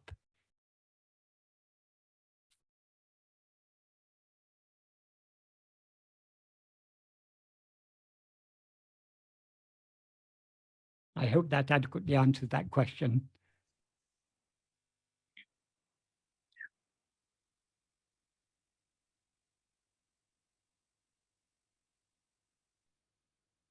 Okay, the next question is, thank you for the opportunity of being here. And my question is, why does the spider go out to weave its web? What drives it to take on a path that seems to involve some suffering, although suffering after all? Let me repeat it. Why does the spider go out to weave its web? What drives it to take on a path that seems to involve some suffering, although suffering after all? I think it just means it seems to involve suffering. I take it the spider in this case is the mind or ego. It is the mind or ego that projects this world, like a spider projects the thread it hangs down on, and then it absorbs it back into itself. Like that, as Bhagavan says in the 4th paragraph of Nana, the mind projects the world from within itself and again absorbs it back into itself. So why does the mind do this? Well, let the mind answer, but that is, we are the mind who have projected all this. So this is our foolishness. The only reasonable explanation that can be given for all this is foolishness. Because why, as you say, why should we court suffering? By rising as ego, we are courting suffering. If we cease rising as ego, we remain at the infinite happiness that we actually are. So inviting suffering by rising as ego is foolishness. So rather than asking, why am I so foolish? Let's just give up being foolish. Let's turn within, cling to self-attentiveness, and put an end to this foolishness of rising as ego and thereby projecting this world.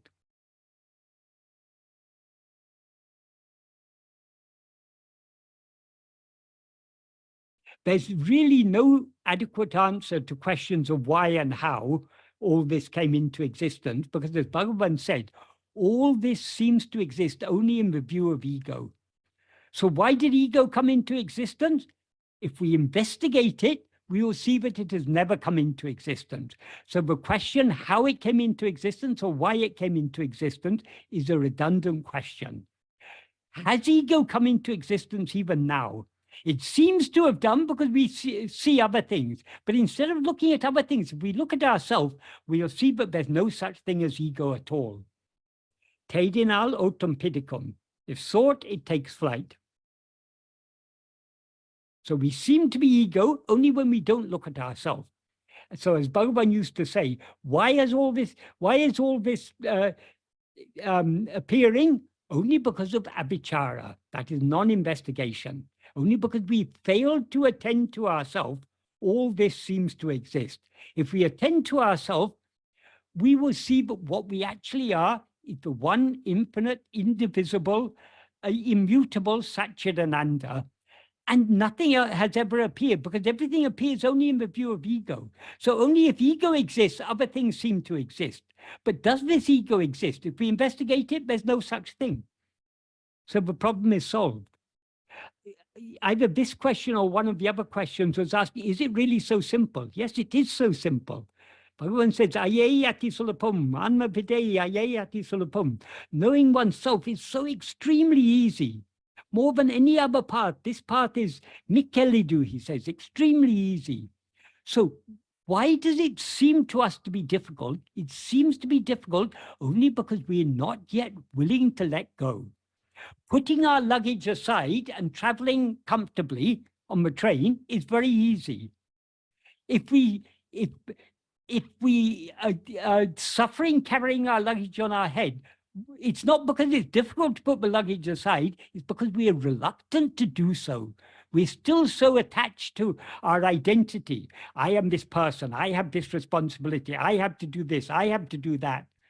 These are my family, my children, my parents, my husband, my wife, all this, we're clinging to all these things. If we let go and cling to Bhagavan in our heart, he will take care of everything. And we won't have to worry about anything. So yes, the answer is yes, this is so simple. It's we who make it difficult for ourselves by carrying our burden on our head. The next question, there are two questions together. Ask the first one first. The question is, when Bhagwan talks of the first, second, and third persons, I just want clarification to make sure I understand Bhagwan correctly. Is it first person I, me, our, ours, myself, and then the second person is you, yours, yourself, and the third person is she, her, he, him, they, themselves, theirs? In grammar, yes. The first person is I, second person is you, and third person he, she, it. But Bhagavan is not talking about grammar here. He's talking in a philosophical sense. So in philosophy, the first person is the subject, I. The second and third persons are objects. So when Bhagavan talks about first person, second person, third person, we can think of it simply in terms of first person is I, the subject. Second and third persons are all other things, objects, phenomena. So everything other than ourselves is a second or third person. So as he says in Nana, for example, in the fifth paragraph of Nana, he says,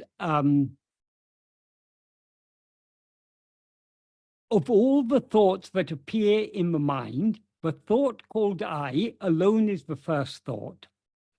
And the term first thought is mudal ninevu.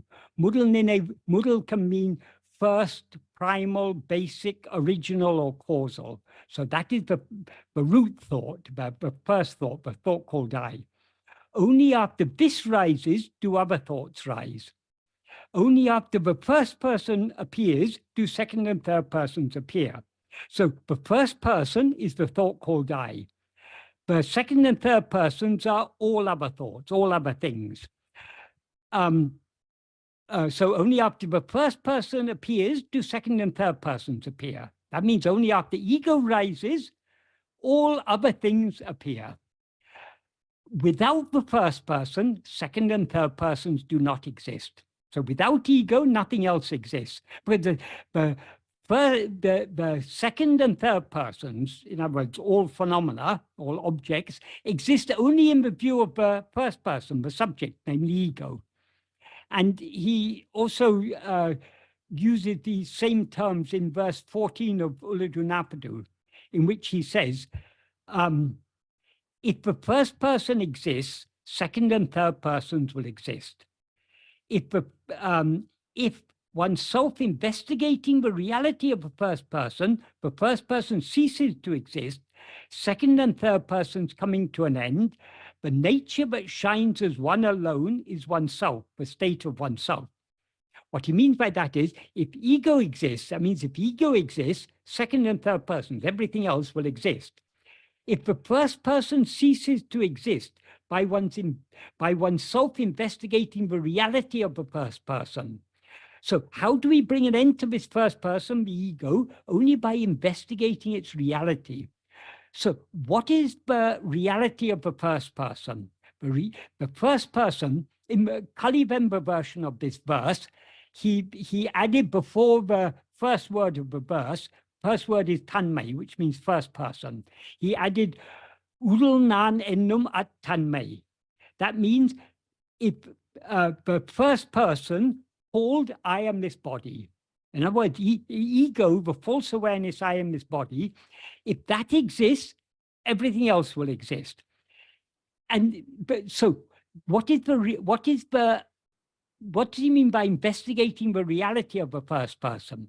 Since the first person is the adjunct conflated awareness, I am this body, the reality of the first person is the pure awareness, I am.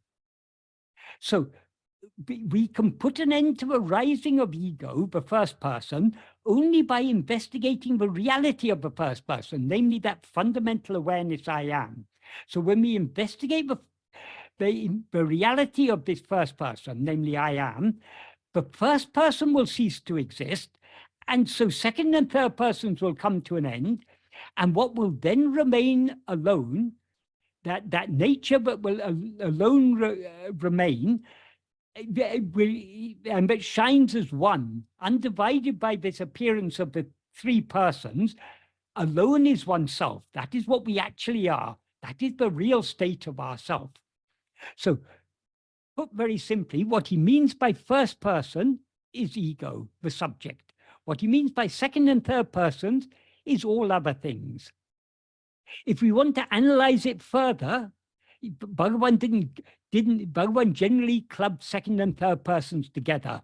But if we want to make a distinction between the second and third persons, in Tamil, the word for second person is munile. Munile means what stands in front. And the word for third person is padake. Padake means what spreads out.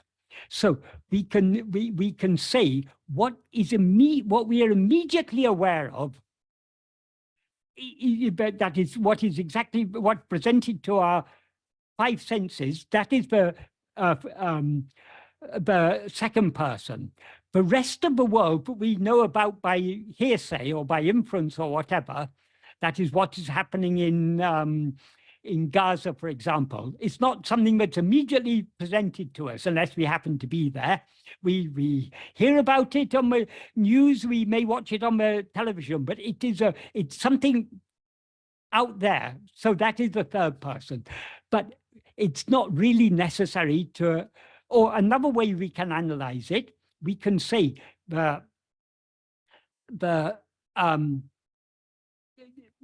what we experience is perceptions. So we experience sights, sounds, smells, tactile sensation. These are the second persons. We assume these are caused by some external world. So we can say the external world is the third person, and what we're actually experiencing in our mind is the second person. We can analyze it in various ways, but this is not necessary because Why? Because these second and third persons are all non-self.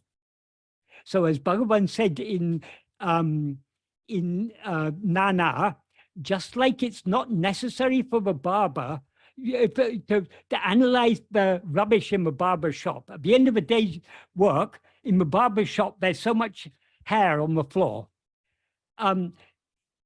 What needs to be done with that the hair on the floor? It needs to be swept up and discarded. Instead of that, if you begin to analyze how many long hairs, how many short hairs, how many gray hairs, how many black hairs, how many red hairs, how many blonde hairs, how many curly hairs, how many straight hairs, how many long hairs, how many short hairs, all that is unnecessary. It's all rubbish. It's all to be thrown out. So analyzing anything that is not ourself is futile. So second and third persons are objects, phenomena. We need not analyze them. They're all for rejecting. What we need to do is to analyze, is to investigate, not even the first person, the reality of the first person. If we analyze, if we investigate the reality of the first person, in other words, if we tend just to I am, the unreality of the first person, namely all the adjuncts, will drop off, and the reality alone will remain. And that reality is the one that shines alone. That's our real nature. I hope that's a clear answer to that question.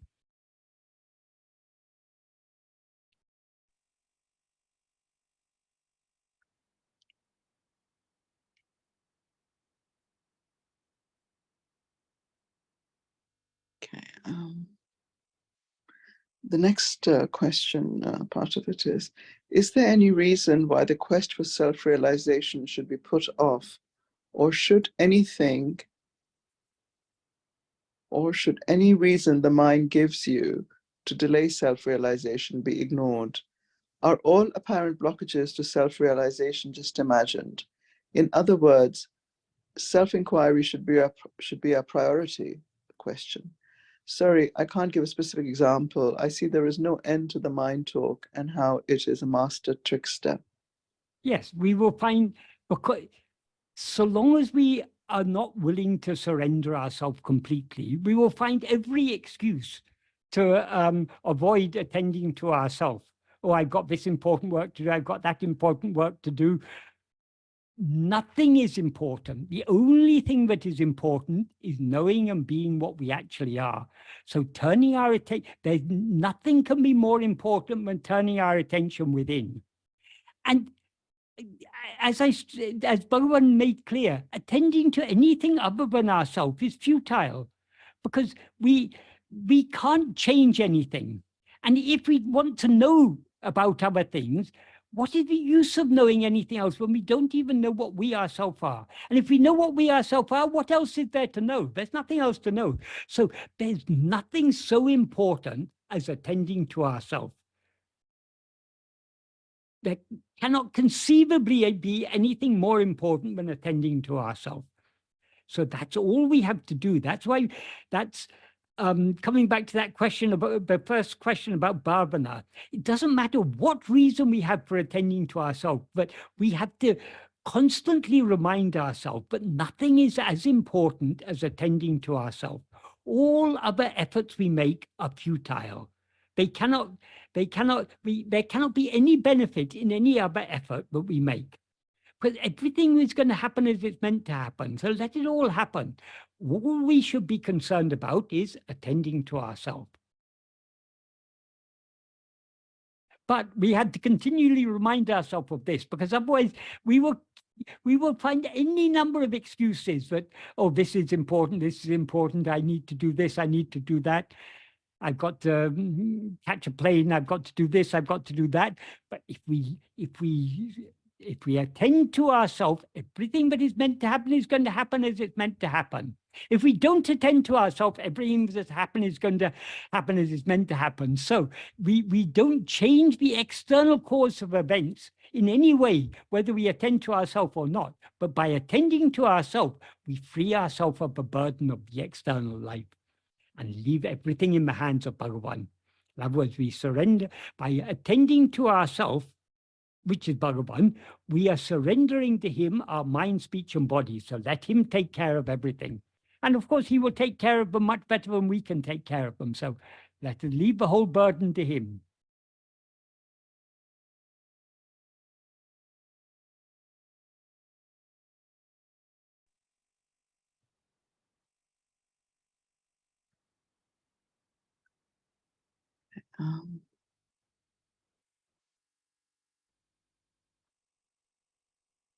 Okay. The next question is, did Bhagwan ever talk about the three energy centers of the head, the heart, and the gut, the hara, and focusing on those to stop the rising as ego? In my experience, not rising as ego means staying in the heart or the hara and not going up into the thinking mind. Is this the same thing as not rising as ego that Bhagwan spoke of? I have had experience of complete stillness after focusing on the point of the hara just below the belly button. Many thanks. The body is an object. Every point in the body is an object. By attending to objects, we are just nourishing and feeding ego. As Bhagavan says, grasping and feeding on form, it flourishes abundantly. Such is the nature of ego. So what Bhagavan has asked us to attend to is not to any point in the body, not to any object, but only to the reality of the first person, the reality of the subject. So who am I? That is what we should be attending to. What is this? That is, we're not to ask the question, who am I? We need to investigate who am I? We need to investigate what we actually are. All these other things, the body and all these points in the body, these are all external phenomena. We can't know the reality. Ego will not subside by attending to, well, it may subside due to exhaustion in the end. That if we go on attending to other things, sooner or later we become too tired to continue attending to them, and so we subside in sleep. But to bring about the permanent subsidence and dissolution of ego, their only means is to attend to our own reality, namely I am. So it may be the path of yoga to attend to all these different points in the body that may have some sort of efficacy for something, I don't know, but that's all a very roundabout way. Bhagavan's path is the direct path. If you want, that is the root problem, is our rising as ego. The only way to put an end to our rising as ego is to cease grasping form and to grasp, to whom do all these forms appear? To whom do all these phenomena appear? To me, who am I? We turn our attention within and hold on to our own being. So attending to any point in the body is not Bhagavan's path. That is the path of yoga or some other path, but it's not Bhagavan's path.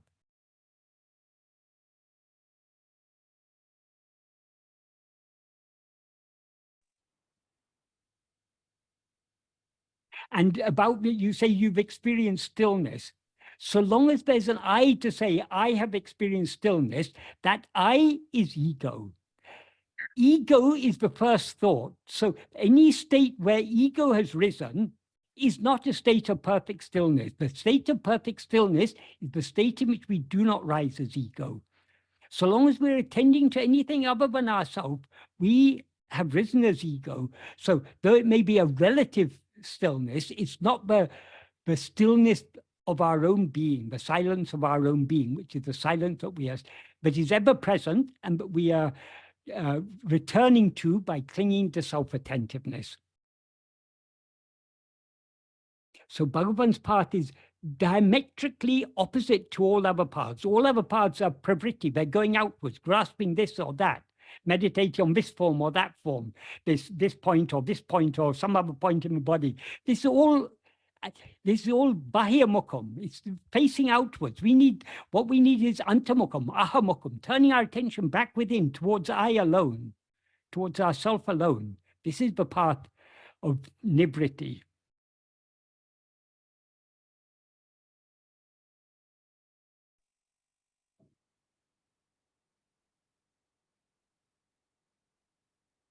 Okay. The next one is, I think that what we call the ego's actions is only the ego's movement of its attention towards things other than itself under the influence of its Vishaya vasanas. This is all ego can do, and only such movement will attract appropriate karma phalas. So in whatever way our body, speech, and mind act is ultimately inconsequential, because our body's actions do not bear fruit in the deeper sense. What bears fruit is the intention with which the ego uses this mind, speech, and body. Could you please comment on what I say here? It's not exactly so. That is, when, as you say, attending to anything other than ourselves is under the sway of our Vishaya vasanas. When our attention moves away from ourselves towards something else, that is an activity. That is what is called mental activity or thinking. So thinking is nothing but attending to things other than ourselves. Thoughts give rise to speech and actions of a body. So it's all the actions of mind, speech, and body are all originating from, firstly, from our rising as ego, and secondly, attending to other things. But our rising as ego and attending to other things are simultaneous. We can't rise as ego without attending to other things. And if instead of attending to other things, if we attend to ourselves, we thereby subside. So it all begins with our rising as ego. When we rise as ego, our attention goes outwards. When our attention goes outwards, that's the beginning of mental activity. I mean, that is mental activity. And mental activity leads to activity of speech and body. So the fruit of our actions is the fruit of the actions we do by mind, speech, and body.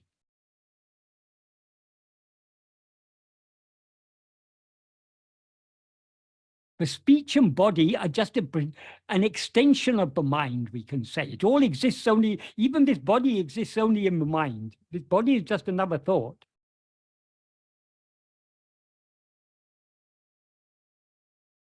So you're right in saying that it all begins with the movement of our attention away from ourselves towards other things.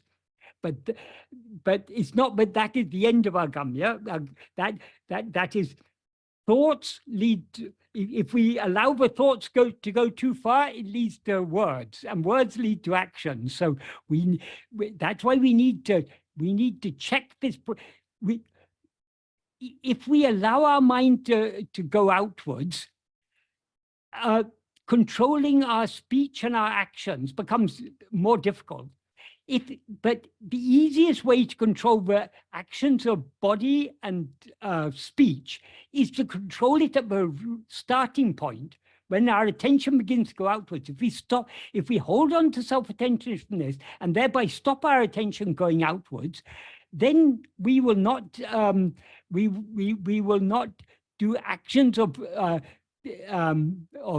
then the actions of mind, speech, and whatever actions mind, speech, and body will then do is entirely in accordance with prarabdha, because we are not doing it, because we're clinging to self-attentiveness. But if we allow our attention to go outwards, then we are the doer of the actions of mind, speech, and body. And so we have to experience the resulting fruit, as Bhagavan says in verse 38 of Uludunaptu.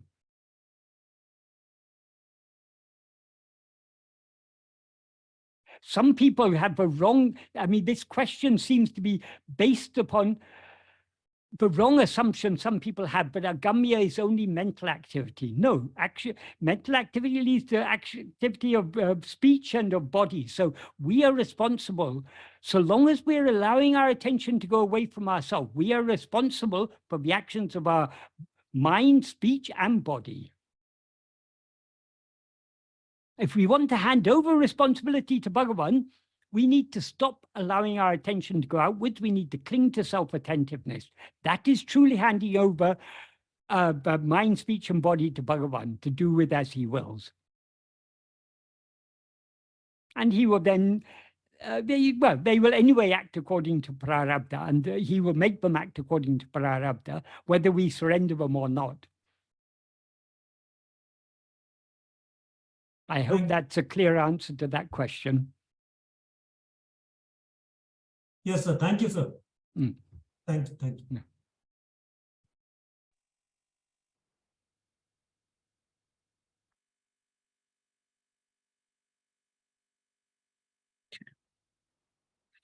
Next question is,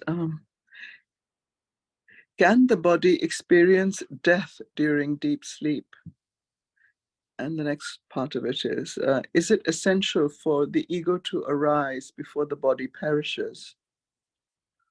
Where does all the karma go when the body vanishes in sleep? Body doesn't experience anything. Body is jada, as Bhagavan says. So the body is jada. What experiences everything is ego. Ego is aware of itself as I am this body. So it seems to us that I, this body, am experiencing this, but it's only ego that is experiencing. Regarding death, death is just the end. Our present life is just a dream.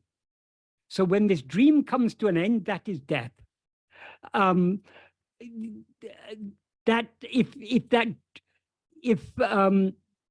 It could be, but tonight when we go to sleep, we don't wake up in the morning. That is the end of this dream. So that is death. So from the onlooker's view, it may seem that the body, he died peacefully in his sleep. It is often said, but actually, that person's dream came to an end the moment they fell asleep. Because obviously we're not aware of the body. In fact, according to Bhagwan, the body doesn't exist in sleep at all. It's only in the view of the mind, of ego in waking and dream, but we assume the body continued to exist in sleep. Regarding karmas and their fruits,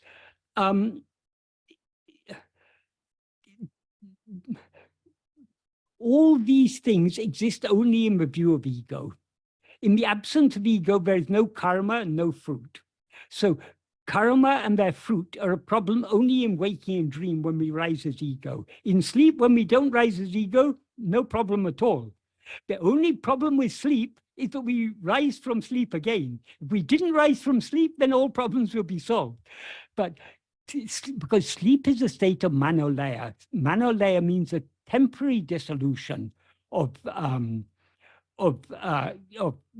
ego and mind. Ego and mind. Ego is the root of the mind. So in effect, they're the same thing.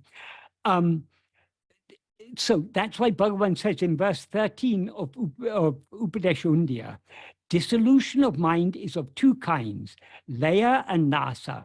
That which is dissolved in laya will rise again. If its form dies in nasa, it will not rise again. That's slightly paraphrasing, but that's the gist of it. So the ego or mind is completely absent in sleep, but it hasn't been destroyed, so it comes back again. Only when it comes back with all its vasanas, its karmas, and karma pala and everything. So all this all exists only for ego. So the manolaya is a temporary respite from ego and everything that brings along with it. Manonasa is a permanent respite from it. So our goal is manonasa. And how do we bring about manonasa? Ego, we seem to be ego only so long as we're looking outwards. If we turn our attention within to see what we actually are, we will see. But what we actually are is pure awareness, and therefore pure awareness is immutable. So we've never risen as ego. So what is called the destruction of mind, manonasa, is actually the recognition that there's no such thing as mind at all. As Bhagavan says in verse 17 of Upadesha, Manatin uruve maravadu chava manamenum ondrile undi para, makam nerakam idundi para. If one investigates the form or nature of the mind without forgetting, there's no such thing as mind at all. This is the direct path for everyone. So what is called manonasa is just the recognition that no such thing as mind exists at all. We can recognize that only by investigating the reality of this first person.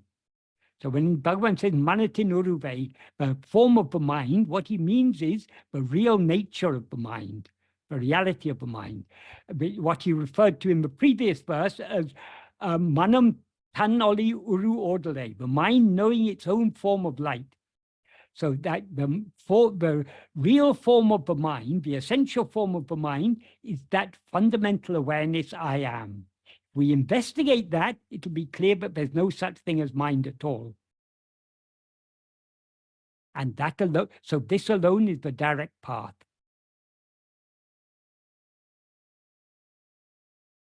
I hope that adequately answers that question.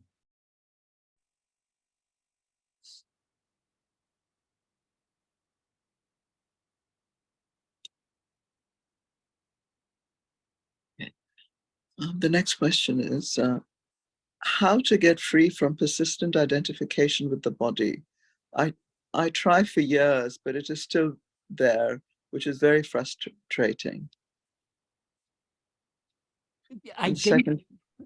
Shall I answer that bit? Yeah. Identification with the body is the very nature of ego. So without getting rid of the one who identifies, we cannot get rid of the identification. Because the very nature of ego is to identify itself with the body. So we can get rid of identification with the body only by getting rid of ego, the one who identifies with the body. And we can get rid of ego only by being aware of ourselves as we actually are. And we can be aware of ourselves as we actually are only by investigating ourselves. So we need to, if we want to be free of this identification with the body, we need to continue practicing self-investigation and self-surrender. This is the only way.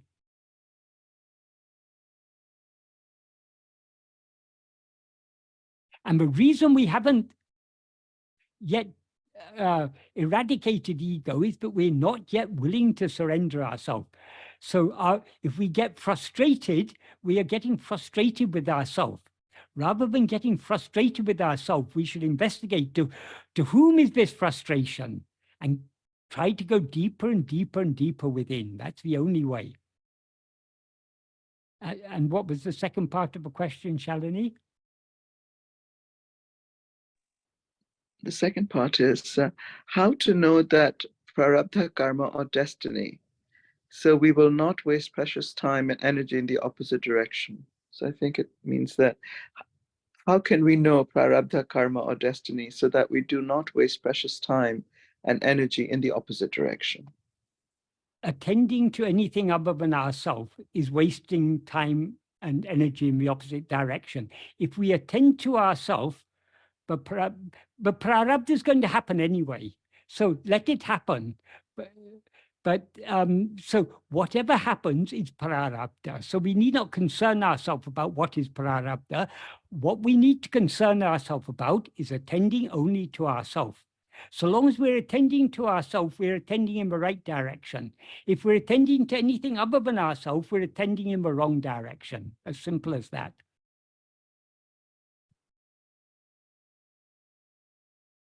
I hope that adequately answered that question.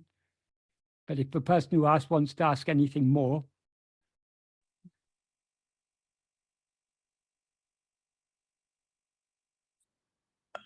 I think it's all right. The next one is, So the question is, what does it mean practically to give everything over to Bhagwan? Not rise as ego. Ceasing to rise as ego is surrendering everything to Bhagavan. If we give ourselves to Bhagavan, we are giving everything to Bhagavan. And we can give ourselves to Bhagavan only by clinging firmly to self-attentiveness and thereby not rising as ego. I think, Michael, that sort of the word practically, I think looking for some kind of concrete pointers, I'm not sure they can be, but what is more concrete than our own existence? That is, if we're looking for something outside ourselves, we're looking in the wrong direction. The solution, the answer to all our questions is to cling to self-attentiveness. That is the ultimate answer to any question, is that all problems will be solved only by attending to ourselves. We cannot solve any problem by attending to anything else. If we look for solutions to our problems outside ourselves, we are looking in the wrong direction. We're just perpetuating the problems. So for the outward going mind, Bhagavan's path may seem to be something very impractical, but if we understand what Bhagavan's teachings are all about, there's nothing more practical than what Bhagavan is teaching us. Because whatever seemingly practical solution may be given to us is not a real solution at all. The real practical solution is to turn our attention back within, to hold on to what is real, namely I am. But if the person who asked the question wants to ask anything more, if my answer is not a satisfactory answer, please feel free to ask further. But we need to, if we want to really follow Bhagavan's path, we've got to, we need, that is, Bhagavan's teachings are very, very simple, but at the same time, they're very, very deep and subtle. We need to understand, clearly grasp what he's pointing at. If we grasp what he's pointing at, then 99.999% of the questions dissolve. The only question that ultimately remains is, who am I? That's what it all comes down to. If we know what we ourselves actually are, we know everything that is to be known, and nothing else remains to be known. If we don't know what we are, whatever else we may know is useless. That is, other knowledge is useful only to the extent to which it prompts us to turn our attention back to ourselves. So even if we've mastered all of Vedanta, if we haven't been prompted thereby to turn our attention within, all our knowledge of Vedanta is of no use whatsoever. It's useful, Vedanta is useful only to the extent to which it turns our attention back to ourselves. Because what does Vedanta tell us? You are that. So when we are told you are that, okay, we should stop attending to that and attend to ourselves.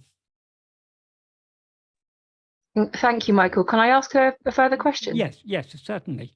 So in a situation of survival and needing, like particularly in the West, yes, where it's expensive to live, yes, compared to India, what would you say Bhagavan would say about that? That is, expensive to live is all relative. If you're a billionaire, living anywhere is cheap, because for you the money is nothing. If you're poor, living anywhere in the world is expensive, because you don't have money to pay for it. So all these are all relative things. Whether if it's our destiny to live in the West, we'll live in the West. If it's our destiny to live in India, we'll live in India. So all these things are taken care of by destiny. So we shouldn't be concerned about these outward things. If it's our destiny to live in the West and to earn and make a living, we will do. If it's our destiny to live in India and earn and make a living, we'll do it. It's all, I mean, all this is determined by prarabdha. Prarabdha takes care of everything. What is to happen will happen. What is not to happen will not happen. So we need to give up all concern about the outward life of our body and be concerned only to know, who am I? Then only we're following Bhagavan's path. So long as we are so much concerned about, to the extent to which we're concerned about anything other than ourselves, we are failing to follow Bhagavan's path. Bhagavan's path is a very simple path, but it's a very, very radical path. Bhagavan expects us to give up all cares and concerns about anything other than ourselves. The only thing worth knowing is, who am I? Is that a satisfactory answer or not a satisfactory answer? Thank you. So would you say then, in all circumstances, it's to surrender to Bhagavan and to trust in Bhagavan? Exactly. And how to surrender to him? By turning within and holding on to him in our heart, where he's always shining our own being, I am. Thank you. So the thinking, it's the thinking around something being a problem. Exactly. That's why Bhagavan says in the 13th paragraph of Nana, however much burden you place on God, he will bear all of it. When one Parameshwara Shakti, one supreme ruling power, is driving all karyas, everything that's meant to happen is being made to happen as it's meant to happen. When such is the case, why should we, instead of yielding ourselves to it, be constantly thinking it's necessary to do this, it's necessary to do that? If it is necessary to do this or that, leave it to Bhagavan to make you do this or that. That's brilliant. Thank you. So we have to surrender our mind, speech, and body, everything to him. And we can surrender them to him only by clinging to him in our heart. Thank you. Right. Well, all thanks to Bhagavan, because it's not me who's saying this. I'm simply pointing out what Bhagavan has told us. Thank you. So there are 1, 2, 3, 4 questions that 2 have just come in. So the question is, from where does intuition arise? Is it from the ego, or is it sparks of light from the self penetrating through the ego? Intuition. One thing to remember about intuitions are not always correct. An intuition is, we have a hunch. But sometimes something just becomes clear to us and we think, this is it. We may be wrong sometimes. Sometimes what we think, I got it, maybe the wrong thing we've got. But it's all like great scientific discoveries and things. Ultimately, it comes from within the heart of the scientist. It's the scientist who gets the idea, the eureka moment. So where this comes from, you can say in a sense, yes, it all ultimately comes from the ultimate source of everything is our own real nature, the pure awareness I am, because everything comes from ego, and ego comes from that pure awareness I am. So the ultimate source of everything has to be Satchit. The immediate source of everything is ego. So you can say it comes through ego. So the intuitions come through ego. Because they come through ego, they may be right, they may be wrong. Some intuitions turn out to be right. Some intuitions turn out to be wrong. So some people who have a very superficial understanding, they talk about self-knowledge as being intuitive knowledge. It's not intuitive knowledge. That is, self-knowledge means the pure awareness I am. When we turn within and lose ourselves completely in that infinite light of pure awareness, that is pure knowledge. That cannot be called intuition. That is way beyond intuition. Intuition is something that occurs within the mind, and sometimes right, sometimes wrong.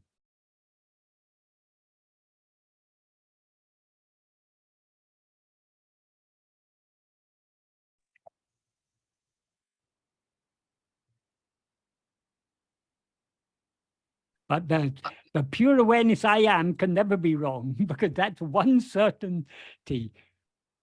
So when we lose ourselves in that, there's no possibility of error. So long as we're still in the realm of intuition, there's every possibility of error. But intuition is all in the mind. So there's a question, a couple of questions. This is in the Path of Sri Ramana, part 1. It says that upon total surrender, an intense heat that was until then in Bhagwan's body completely subsided. I also read something similar about Ramakrishna.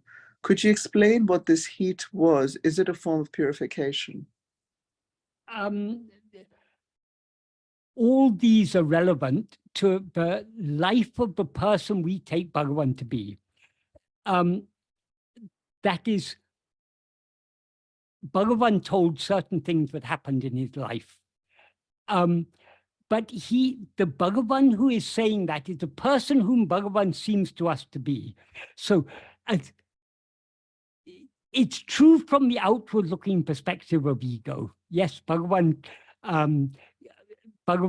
traveled from Madurai and came to Tiruvannamalai, and when he came and he entered the temple and embraced the linga, the burning but was in his body subsided. That much we know, but that is not the real experience of Bhagavan. The real experience of Bhagavan is a pure awareness, I am. Everything else is relative to the seeming life of the body, but that is not what Bhagavan actually is. So yes, Bhagavan did say that. He did say that burning that was there subsided when he embraced the linga. But we can't really understand with our mind. As Bhagavan says in verse, in verse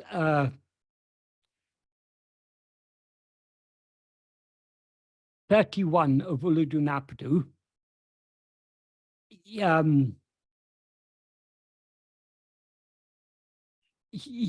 what he says in this verse, for those who are happiness composed of that, Tamayananda, which rose destroying themselves, what one thing exists for doing? They do not know anything other than themselves. Who can conceive their state as like this? So we cannot adequately understand Bhagavan's state. So if we want to understand Bhagavan's state is our own real state. So only by knowing our own real state, in other words, knowing what we actually are, we can know Bhagavan. So trying to understand Bhagavan without knowing ourselves is futile. So really, we can't adequately answer questions of this type. All we can say is, yes, Bhagavan said this, but we shouldn't try to read interpretations into it or anything, because it's just our mind is reading an interpretation into it. So we just accept it. Yes, Bhagavan said like this. Okay, that's fine. But what Bhagavan told us we should do is to investigate, who am I? So rather than concerning ourselves about trying to understand these phenomena, we should try to know what we ourselves actually are. Who is it? Who am I who want to understand all these things? That alone is useful.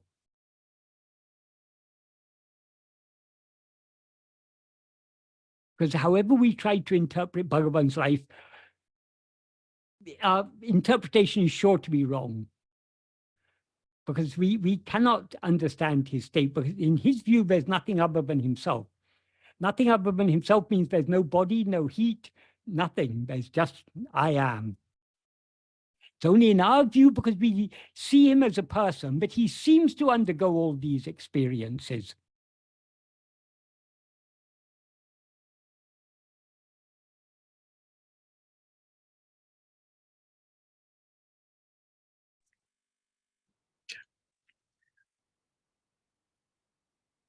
The next question is, when going deeper and deeper within, while on the pursuit of self, are we bypassing the various other bodies? Yeah. The bodies are all external. But that means but when you say the other bodies, I assume you mean the Stula Sarira, Sukshma Sarira, Karana Sarira. That is the gross body, the subtle body, and the causal body. All these bodies are extraneous. They're outside ourselves. When we turn our attention within, we are turning away from these three bodies, going back within. So, yeah, in a sense, you can say we're going beyond, but it's in fact, we are withdrawing ourselves from a false identification with these other bodies and identifying ourselves I mean, well, not even identifying ourselves. We are clinging firmly to our real identity, which is I am alone.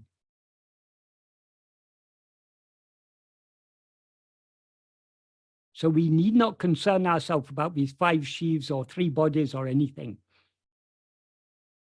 It's just the reason we are told this, the body is analyzed as consisting of 5 sheaves or 3 bodies. This is all for understanding the nature of what we are identified with. So identifying ourselves with any of these 5 sheaves or 3 bodies is a false identification. So it's only to enable us to understand, but these are not what we actually are, but these are analyzed. Once we understand that these are not what we actually are, then what are we? We are just the fundamental awareness I am. That is what we need to investigate. So we leave behind all these things and try to hold on to our own being, I am.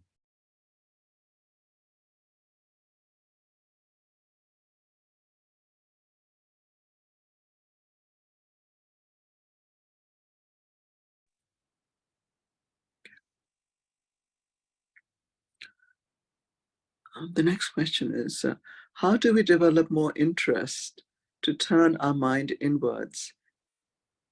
Are there any pointers to practice in our daily life?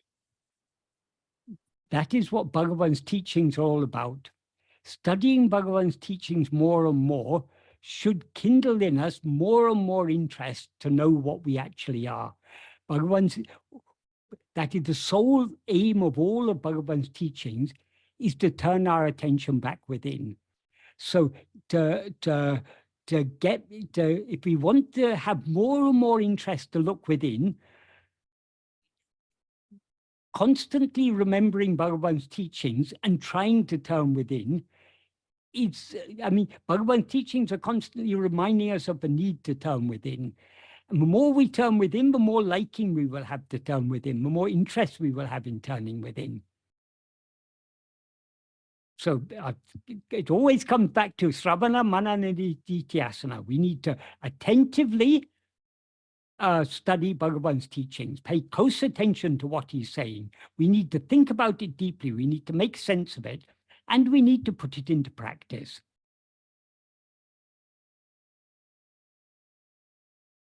The more we put it into practice, the more we'll get from our Sravana, the more meaning we'll see, meaning and implication we'll see in Bhagavan's words.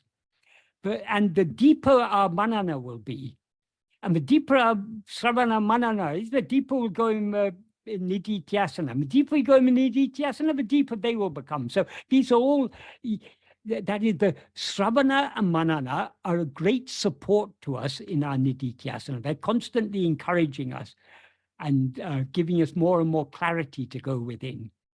But the Sravana Manana without Nididhyasana is there's no use. The whole point of Sravana Manana is to point us towards the Nididhyasana, but turning our attention within.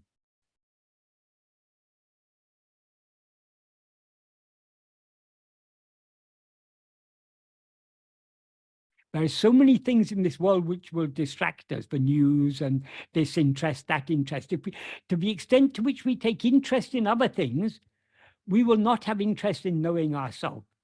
That is why constantly reading and thinking about Bhagavan's teachings will be keeping that interest alive. And we need to act on that interest by trying more and more to turn within. And slowly, slowly, that love to turn within will grow stronger and stronger as a result of our practice. But the practice is all important. Bhagavan's teachings are a great support, but they cannot be a substitute for the practice. They're a support precisely because they're constantly encouraging us to turn back within. I hope that adequately answered that question. This is the last question. This is the last question, Michael. Mm.